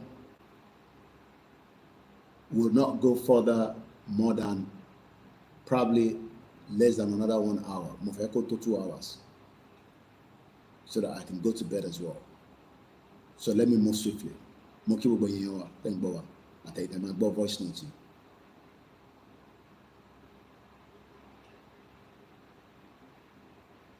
To separate from Nigeria, namely the Yoruba people devastating experience in Nigeria. How can we have experienced the worst case scenarios in life as Yoruba people, and ìwọ́de ló tún wá ń sọ fún wa pé ẹ̀ka manage Nigeria ká fi rí nǹkan tí Tinubu máa ṣe? Kí ni Tinubu ṣe nígbà tó wà níbi tó ti ṣe lẹ́kọ̀ọ́? No, ṣé nǹkan tó ṣe lẹ́kọ̀ọ́ gbogbo alágbẹ́rẹ́ fìtẹ̀?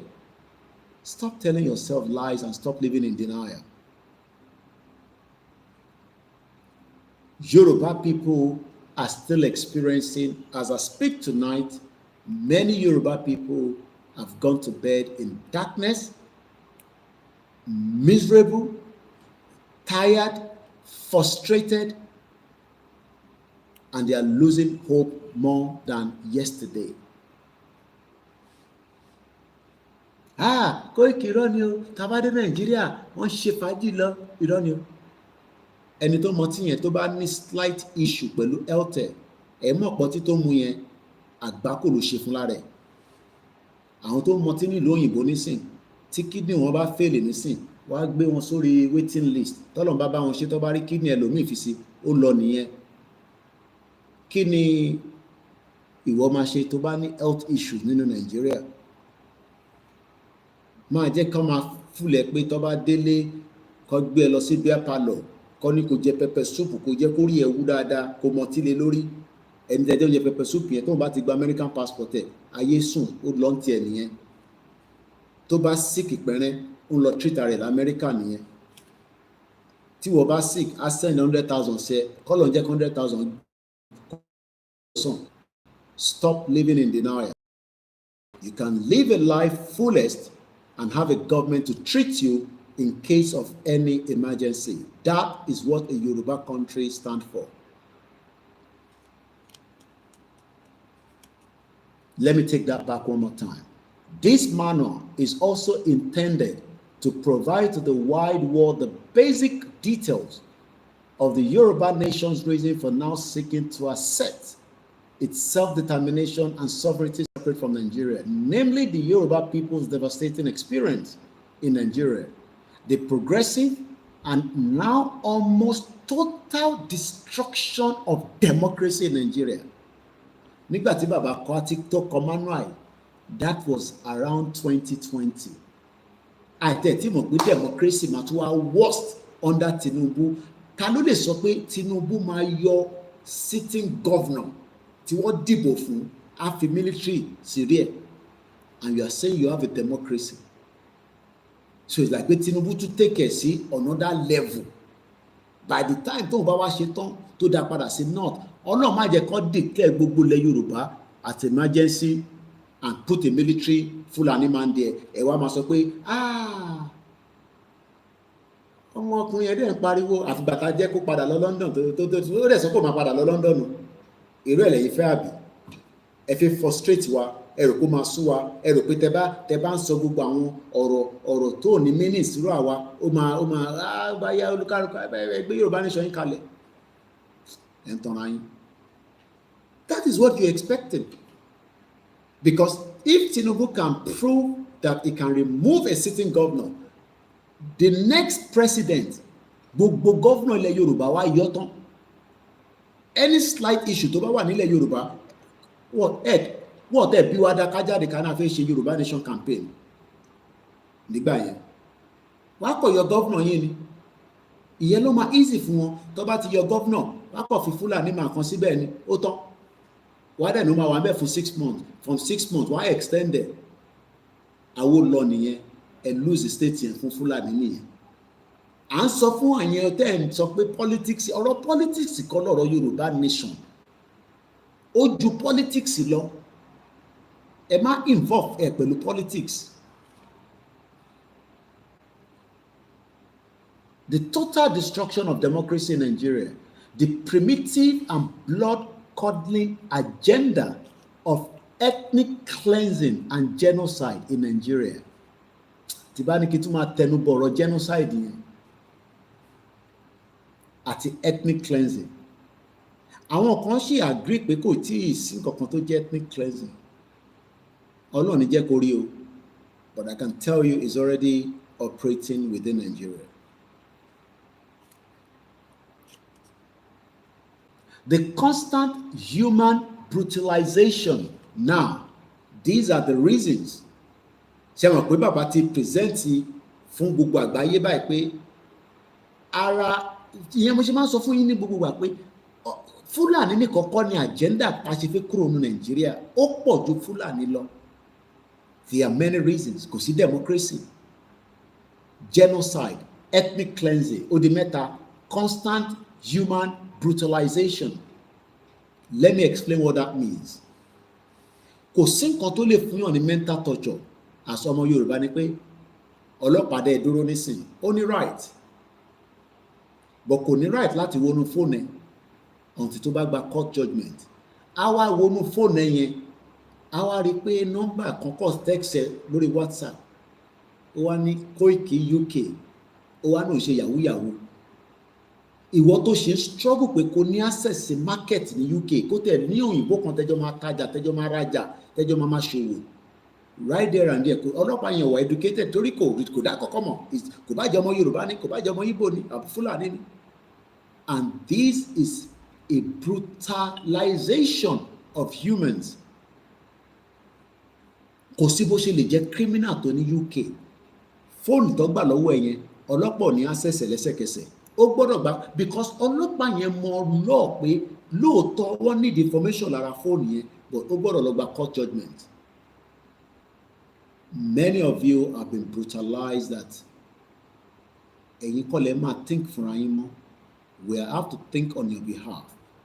Yoruba nation must, will, shall be finally declared out of that shithole country, with or without our Obas. Toba endorse, it will be a bonus. Toba endorse, so be it. I will not disrespect the Obas. I will leave it like that.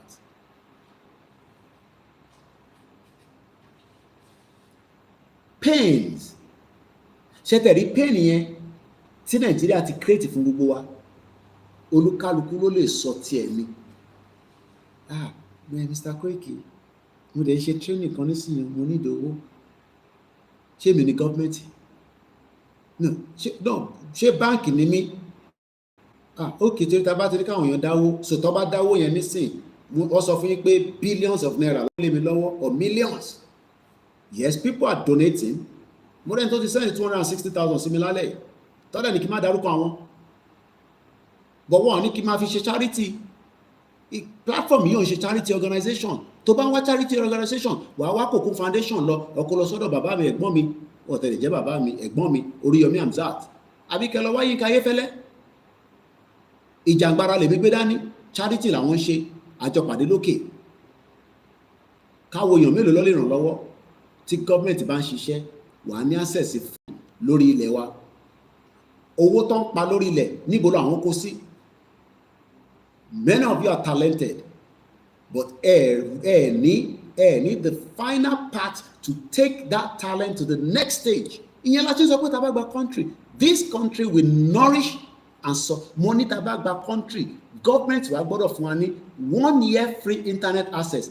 Kọ́dẹ̀ gbé laptop lé gbogbo ọmọ Yorùbá lọ́wọ́, kọ́ ní ẹ̀tẹ̀ máa perform miracle káfíìrì. Ẹ wá lóríṣiríṣi proposal táwọn èèyàn máa jù síta. Ìbẹ̀lẹ̀ ti máa ń rí pé yes, Elédùmarè dá wa dáadáa. Àdánwò tí Britain gbélé wa lọ́wọ́, òun la gbọ́dọ̀ destroy, and that destruction is Nigeria. A gbọ́dọ̀ damage it to the end. Ìyẹn lẹ wá ní pé ká dúró káwọn ọba kan kọ́ṣẹ̀ wá endorse. Mo ń try láti bá sọ̀rọ̀ tí ó máa lọ dàbí ọ̀rọ̀ òdì.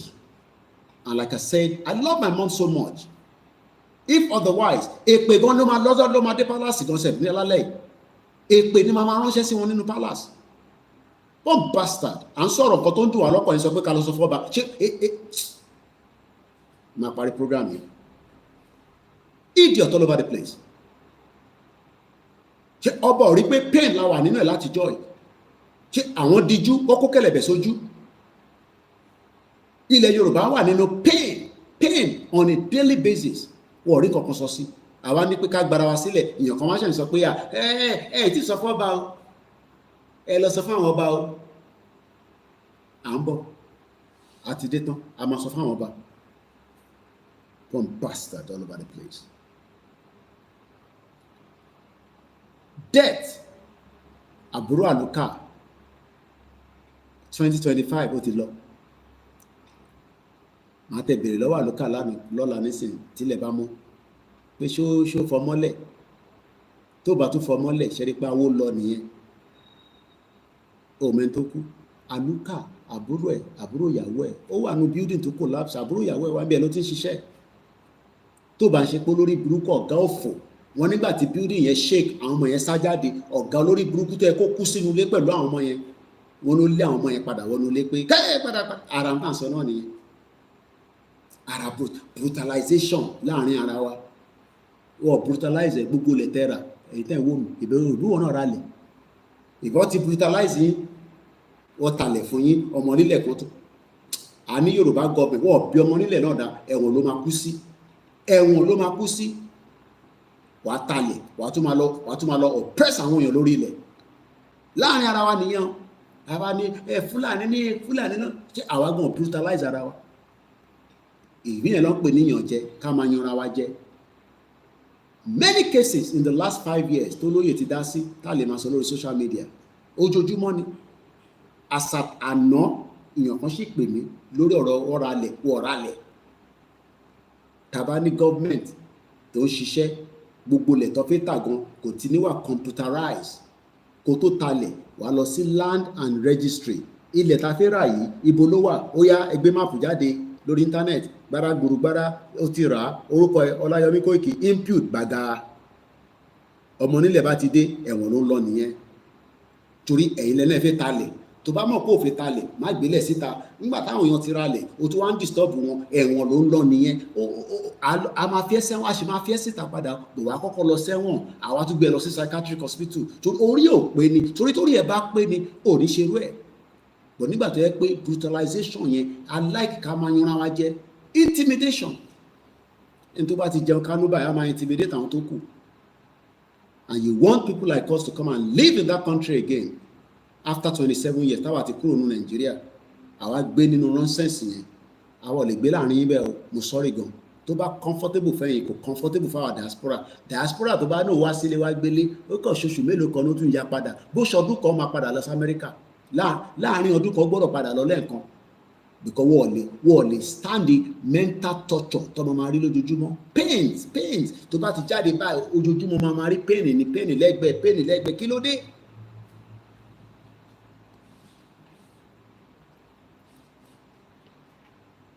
Death and regime of crime against humanity Dadiyati El-Rufai ó pa ni ó tọ́jú ẹ̀ síbì kan ni ó rùn ni kò sẹ́ni tó mọ̀ látara pé ó ń criticize the government ṣé Tinubu ò tí ṣe jù bẹ́ẹ̀ lọ nísìn the same Tinubu tó lóun ń jà against Abacha níjọ́ náà lọ́hùn tó jẹ́ pé kò sí nǹkan tó ṣe tán ó wá dẹni tó di president nísìn kọ́mà tí sọ̀rọ̀ méjì báyìí a ní kọ́ wá wọn rí kọ́ lọ jí wọn gbé wá kọ́ tí wọ́n mọ́lé wọ́n bẹ̀rẹ̀ sí wọ́n lo gbogbo agbára against aráàlú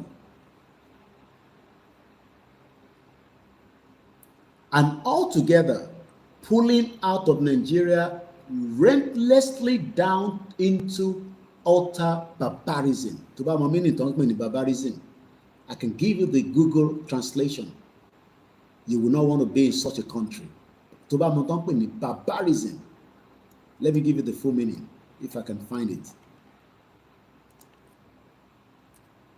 Mo kí gbogbo èèyàn wa. Barbarism. Pronunciation like this. Barbarism. Barbarism. Barbarism. Absent of culture and civilization, extremely cruelty and brutality. Tobani. Barbarism. It is often used to describe things that are cruel. Fulani ade gbori èèyàn sókè, ade tí ọ̀bẹ bọ̀, ade níbi similar, ade gbori yẹn. Wọ́n ní wọ́n yọ oyún ọmọ tó wà ní oyún wọ́n yọ wọ́n gún. I don't think some of you know what these people have done. Wọ́n ti ọ̀bẹ bọ ẹni tó lóyún wọ́n yọ oyún yẹn wọ́n dẹ̀ gún lódó. Brutal. We are really joking with our lives. Àwa ń sọ pé life wa tí kò bá mátà fẹ́yìn ó mátà fún bàbá Akíntóyè ló ṣe ń jàjà yẹn.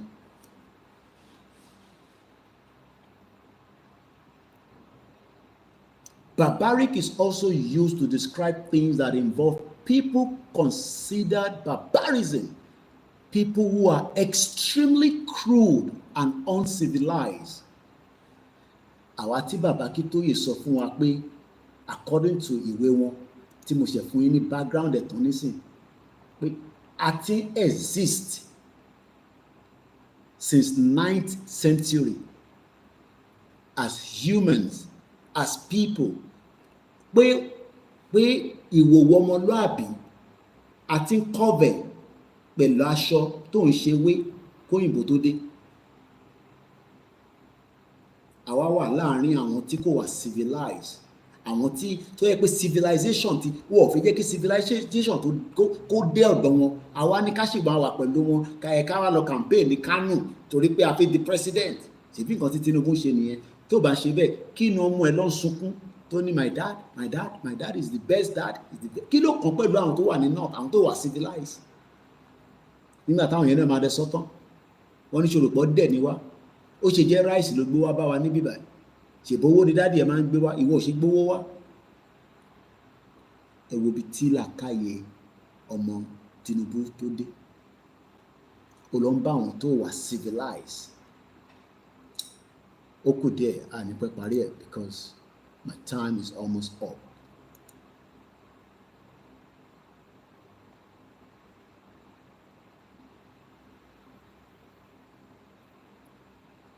A land of unimaginable, almost subhuman viciousness of man against man. Why ṣe tíkì náà ogun burúkú ló ń sàsíra wọn. Ló ṣe báwọn politician UK náà ṣe ń ṣàgùn síra wọn ní àtàwọn Amẹ́ríkà. Ogun burúkú tó bá nu fi ṣe politics ní Nàìjíríà o gbọ́dọ̀ lọ wá babaláwo tó pọ̀ lọ́wọ́. O dẹ̀ gbọ́dọ̀ máa mọ ẹ̀jẹ̀ èèyàn.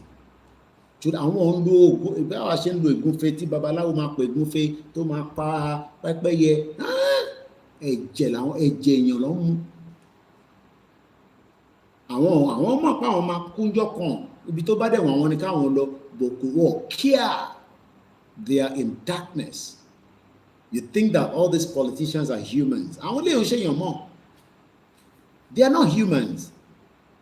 They are brutal, vicious, subhuman.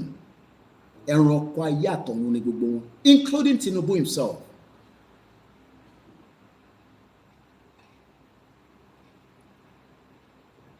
A land in which humans violently take all substance. Cocaine ń lọ, Colorado ń lọ, Kòlósì ń lọ, oríṣiríṣi drugs ló wá ń lọ nínú Nàìjíríà, nílẹ̀ Yorùbá especially. Wọ́n tẹ ròyìn to Ogun State. Wọ́n ti fi kolos àti oògùn olóró wọ́n ti fi bayé àwọn ọmọ wa jẹ́. Ẹlòmíì tẹ́ bá rí tó bá ti jókòó báyìí ó ti fagbó lọ ti mọ tí yóò gbá ó ti mọ oríṣiríṣi. Kò mọ tó ń lọ láyé mọ́, kò lọ tó mọ Ọlọ́run mọ́. Ọmọlúàbí ti bayé ẹ̀jẹ̀. Ṣẹ́yìn ò mọ̀ pé tí international community máa fẹ́ nìyẹn kó destroy ayé èèyàn pẹ̀lú oríṣiríṣi drugs. Òun ló lórí burúkú Bill Gates ló ń ṣe. One of the worst things you can do to any country is to pump any kind of drugs into that country. Ẹ rí i pé ayé àwọn tó wà nílùú yẹn pátá kò ní lọ sókè kò ní lọ sílẹ̀, a máa fluctuate ní báyìí. A máa fluctuate ní kò lọ sókè kò lọlẹ̀. Ìlú tí wọ́n bá ti inject drugs sínú country yẹn, that is the end of that country. Just the last paragraph. Amaka itoku lọ́la, God's willing, all about to fún wa ní strength.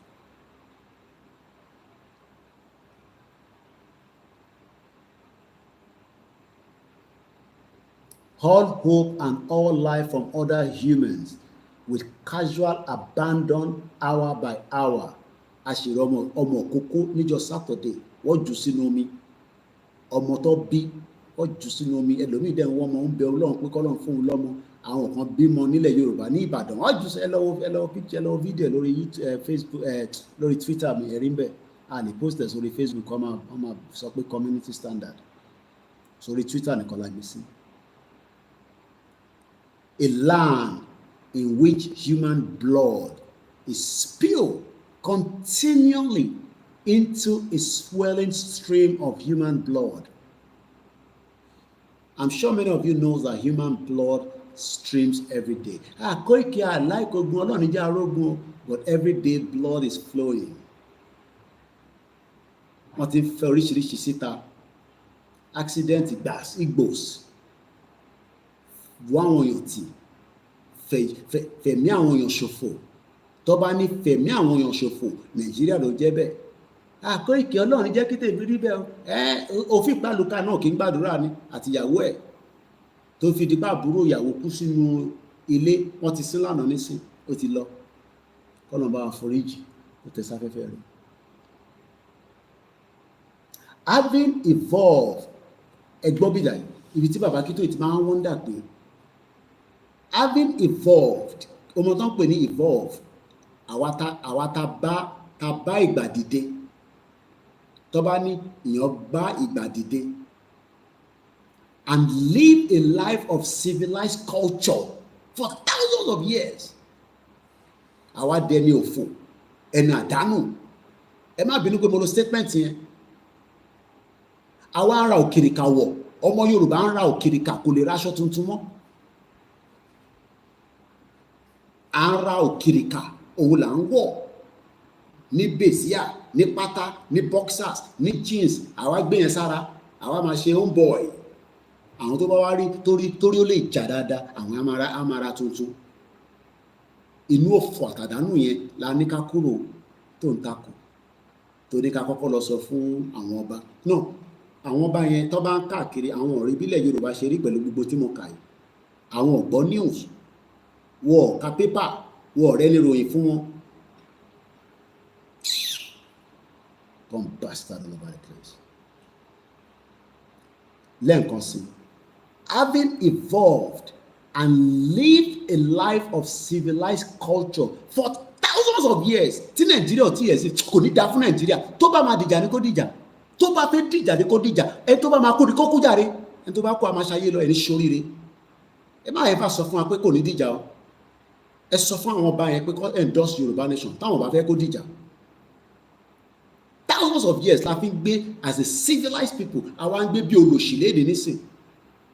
Ọmọ Yorùbá wá sùn, ó máa jí láàárọ̀ nísìn, àwọn ọmọ ìfẹ́ lọ sí school. Èèyàn kan send message sí mi, ó ní kó mo lè máa play ọdún yẹn fún yín.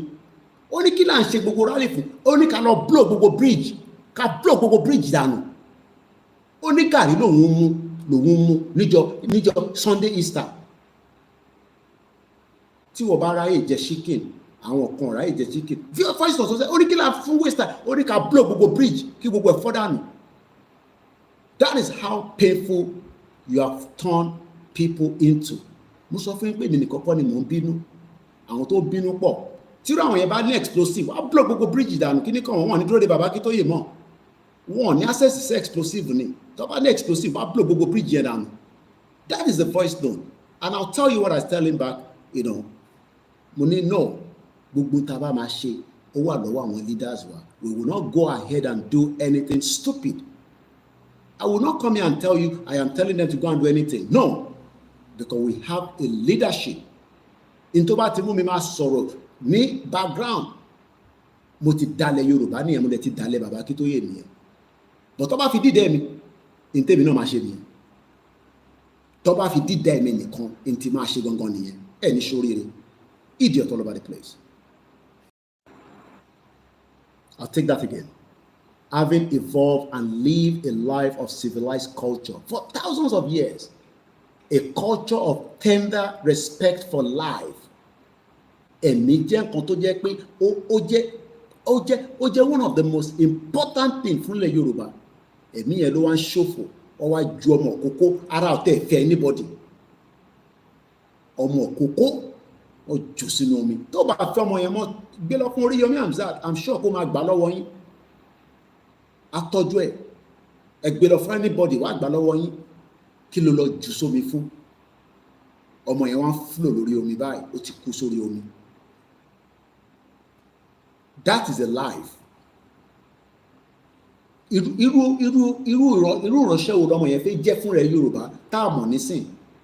Ẹ wá force ẹ̀mí yẹn padà lọ. Ṣé ilẹ̀ dá ẹ̀mí yẹn ni?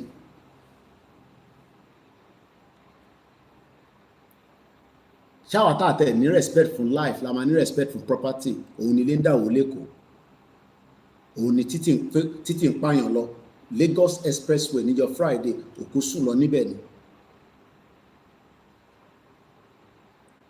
For differences in human condition, circumstances, and the choice, and the foreign people of different culture and different tongues. And that is the manual. So tó o bá ever gbọ́ bẹ́ẹ̀ rí, o lè lọ kà fún rẹ lórí koikimedia.com. Mo fi àsìkò yìí mo fi kí gbogbo ẹ̀yin èèyàn wa pé ẹ ṣé gan tí ẹ darapọ̀ mọ́ wa lórí ìkànnì wa láàárọ̀ yìí. Àjọṣe wa kò ní bàjẹ́. Yoruba nation, no going back. No retreat, no surrender. So that VN is ready and I'll push it out in just about a few minutes.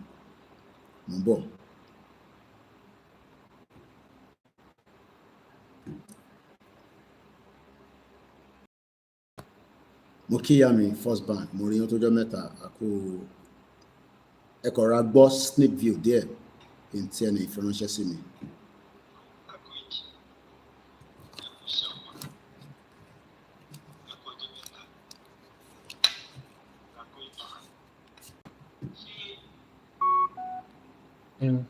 Ẹyọ kan every day, every time. So one expect the different results. Every question, tó lè wà fún. Look at that. Mo wá jẹ́ kí n fi Arsenal Football Club as example. They keep doing the same thing. The same thing. Trust the process. The process. Trust the process. But the process can never give them Premier League because they are doing the same thing. The owner, they are not football lovers. They are just a businessman. So, ìjọ yẹn tí gbogbo wa bá ti mọ̀ bẹ́ẹ̀ lọ́kàn oníkálukú máa fọkàn balẹ̀. A lè support Arsenal, but the owner, they are not football lovers. Kò sí nǹkan tó kàn wọ́n pẹ̀lú Lawrence, kò sí nǹkan tó kàn wọ́n pẹ̀lú profit. They are here to make dividends. Àwa náà ò lè máa ṣe the same process, the same, ká máa ṣe ní the same way, ká máa retí process, ká máa retí different results. Mr. Koiki, tá a bá máa jáde, mo ti ń sọ times that number. Gbogbo owó tá à ń waste láti jọ́ tá a ti ń ṣe rally yìí. Let's bring those money together. Ẹ jẹ́ ká lọ blast àwọn bridge wọ̀nyí. Ẹ̀gbọ́n kan tó sọ, ó ní ká lọ blast gbogbo àwọn bridge yẹn. Can't blast all this bridge. Kí náà dúró fún? My reply back to him, only what is your opinion about the plan? Money, it is not about your opinion or mine. We are in good hands with our leaders, so we follow their plans. Thanks for your advice. They know better what you are to get. They know better how we are going to get to our destination.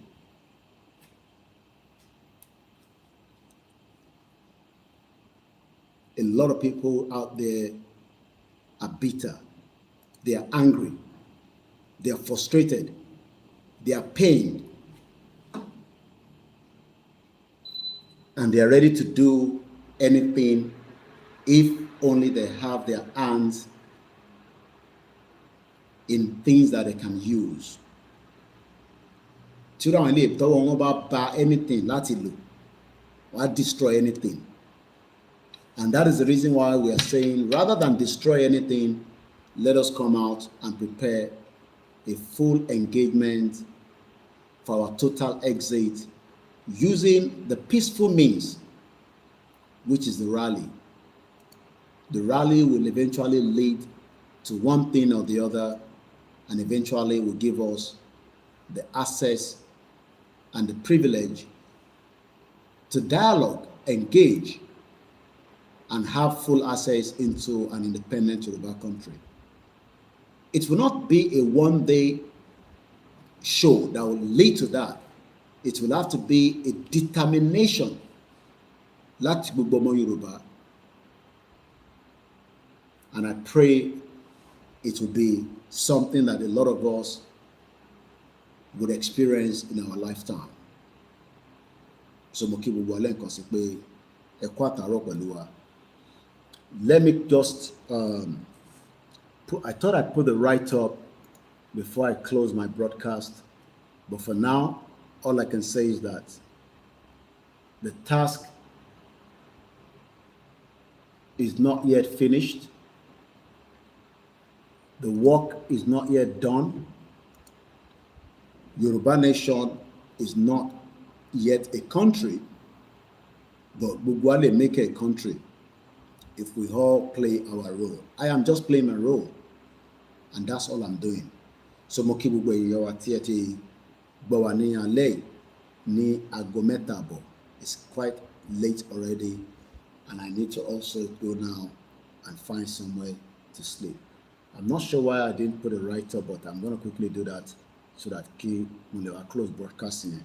So tó bá tún di ìjọ Tuesday, we will have a prayer which we broadcast from the group called the GR1.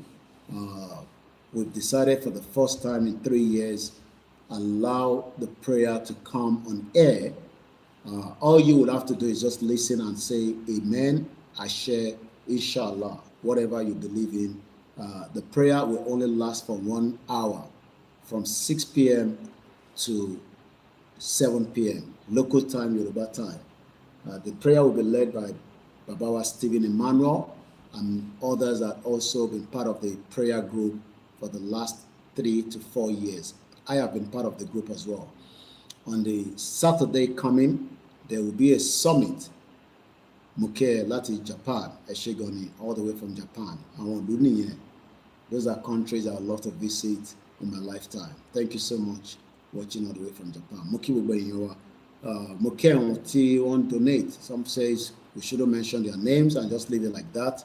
So Tilebamo, I will be pushing more for them to go and buy more products that we are using, as we have already got some extra fund that has come into my account. So Tilebamo, Matunolo, Kolora, Mosi. Tabatira will continue to collate it. Tabatini, probably maybe 50, I can tell them to send it again to the YSDM that will take it off us under the leadership of Babakito Yatigbo. You can also remember that donation to your Ewa Romeo, end of the month is coming. The YSDM portal is working, from what I am told, for donation. So you go on the YSDM website, which I am currently right now. Let me test it because I'm fully sure that one or two she share. So you click on donate. You click on the currency. I'll click on pound sterling. It will ask you, what do you want to donate for? Security, welfare, food bank, monthly 10. Let me say monthly 10. Then let me put the amount there. I'm just going to test it anyway. Then let me put my name, because my card is already registered on my laptop. So let me see if it's going to pick on that.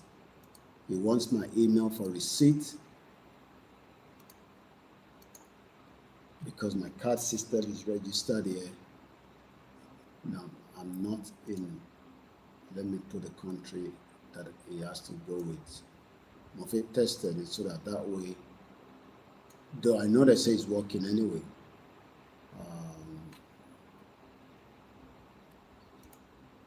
So I'm just trying to make a payment. I could make £5 donation.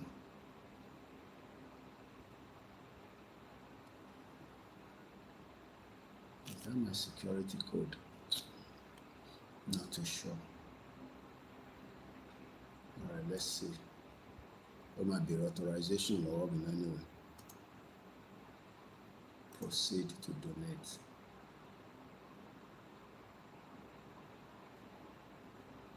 So I'm making the payment now. Okay, it's gone through. Thanks for your donation to Yoruba Central account. You have successfully donated £5. And just for you to know that, what I'm going to do now, my snippet, only continue to cut in color screen me. Because I don't need any. See what I feel for Roshi. ti kọjá stage yẹn. So my screen jáde nísìn, my post it síta, so that you can also see that I have made a payment. So màá fi ṣe background mi náà nísìn, so that at least video tí mò ń ṣe lọ́wọ́ yìí àwọn yẹn máa rí lẹ́sẹ̀kẹsẹ̀, àwọn tó wà lórí Facebook tí bá download ẹ̀ tí mo upload ẹ̀ ẹ̀yin tó kù máa rí, bọ̀ máa share screen ni tí mo record tí mo ṣe nísìn, máa share síta. So I've been able to make £5 donation. So in me, I'm sure you can see it. Let me bring it up a little bit. No, up. So that is me there making a £5 donation. So Wani, thank you so much. I'm sure they must have also sent me an email. Let me go and check my email. Probability work with email. So we want many people to do the same thing. I've received an email coming also straight from my email address at 3:44 a.m. Lawa. Within 21 unload Lawa. Internet in Europe and Africa is two different things. But only by human. One elite to what that, but she send the elite down. Donation to Yoruba Nation Central account. Koiki. Your donation was successful. You made a donation of £5 to Yoruba Nation Central account from BJ Atlantic, and here is the reason you are donating today. Monthly Romeo 10. On behalf of the Yoruba Self-Determination Movement Finance Committee in charge of Yoruba Central account, we hereby acknowledge the receipt of your donation that was graciously received with thanks. Oduagbewa, and these are all the details. Let me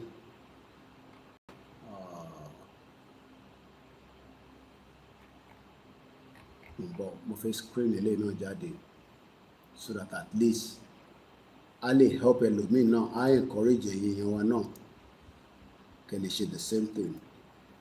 So let me cut this as well.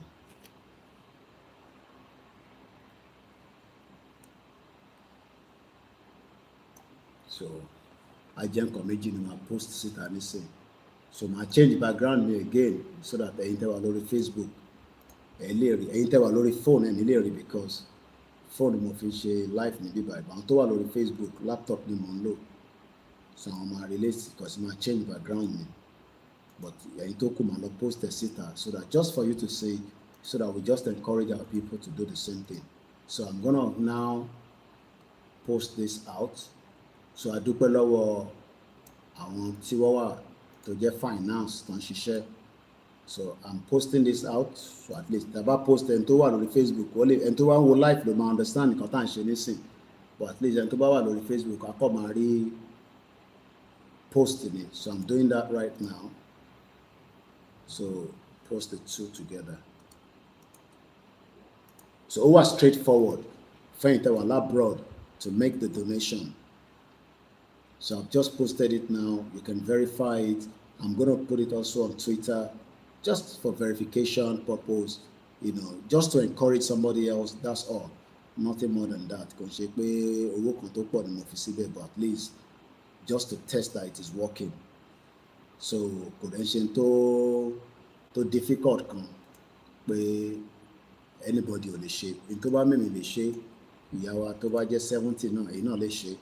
So I've just okay, léyò ní lọ ní gbogbo wordings and so take this out. Mo kí gbogbo ènìyàn wa. Àwa náà la lè fund ẹ̀ fúnra wa. Olóṣèlú kankan ní fund on our behalf. They are not interested in funding Yoruba Nation.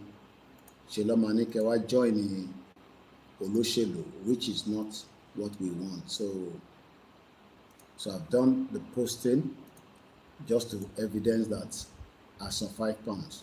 So it is working.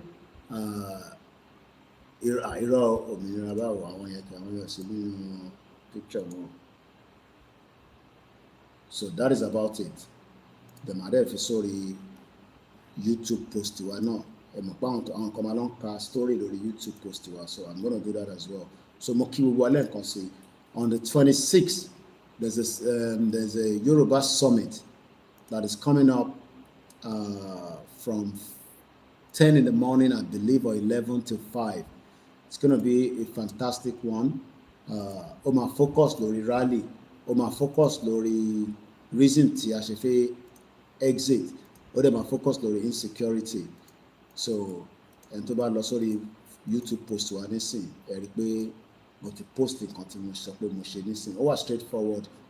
We hope that Ọlọ́run á bò wá láṣìírí. Then again, the prayer section, like we said, is coming up on Tuesday from the GR1. Eléyìí yàtọ̀ sáwọn ti multi-faith. These ones are just a very small special group that have been praying continuously for Yoruba nation, Babakitoye, all the medias, including myself and Oloye Igboho. So this prayer has been going on for, like, you know, in the last 4 years now. So they're going to have a special session that a lot of us will have the privilege to also listen and follow. So that one is coming up as well. Tuesday. So that is about it. Mo kí gbogbo ẹlẹ́ǹkan sí àníṣe lásán, àṣeyọrí la máa ṣe. Ó wù wá pé káwọn ọba wa kí wọ́n wà involve kó dá sí kí a lè jọ ṣe àṣeyọrí together. But tí ẹ bá ní a gbọ́dọ̀ dúró káwọn ọba dá sí ká tó gba country, ìyẹn àní lè dúró fún yẹn, because time is really against us and we can no longer wait. We have waited for too long, and what we should be talking about is to pull out officially from Nigeria as quickly, as swiftly as possible. And I'm very sure that Ọlọ́run Elédùmarè á tì wá lẹ́yìn. Ọlọ́run tó ní wá kò ní fi wá sílẹ̀. Happy Easter Monday as you continue to enjoy your holiday. Remember to continue to be vigilant and not forget that we are still in danger with the Fulani that are invading every part of Nigeria. Ashiri Lamashimuki brother Medizima 123. Eshigon, thanks so much for staying tuned with me. I didn't expect to see many of you, but it seems that many of us are still very concerned and worried about the state of where Yoruba land is today. And on that note, God bless you all. Olayolamasu, Asunjio, Gbogbo Apata, Lajomadele Lerio. My name is OLAYOMI KOIKI, and this is Koikimedia, bringing the world closer to your doorstep. We just listen to our anthem to close it, and that way, when I come tomorrow, we start another conversation and another discussion again. Thank you so much. God bless you all. God bless the Biafra. God bless the Hausa. God bless Yoruba people. Olayolamasu.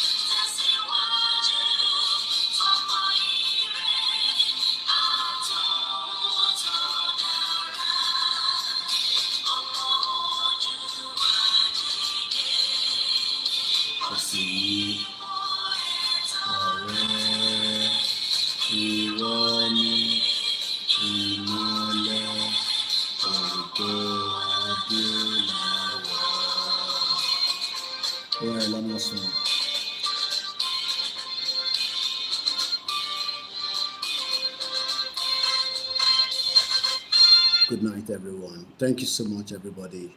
Thank you so much. I'm also tired already. Good night. God bless you all. Bye for now.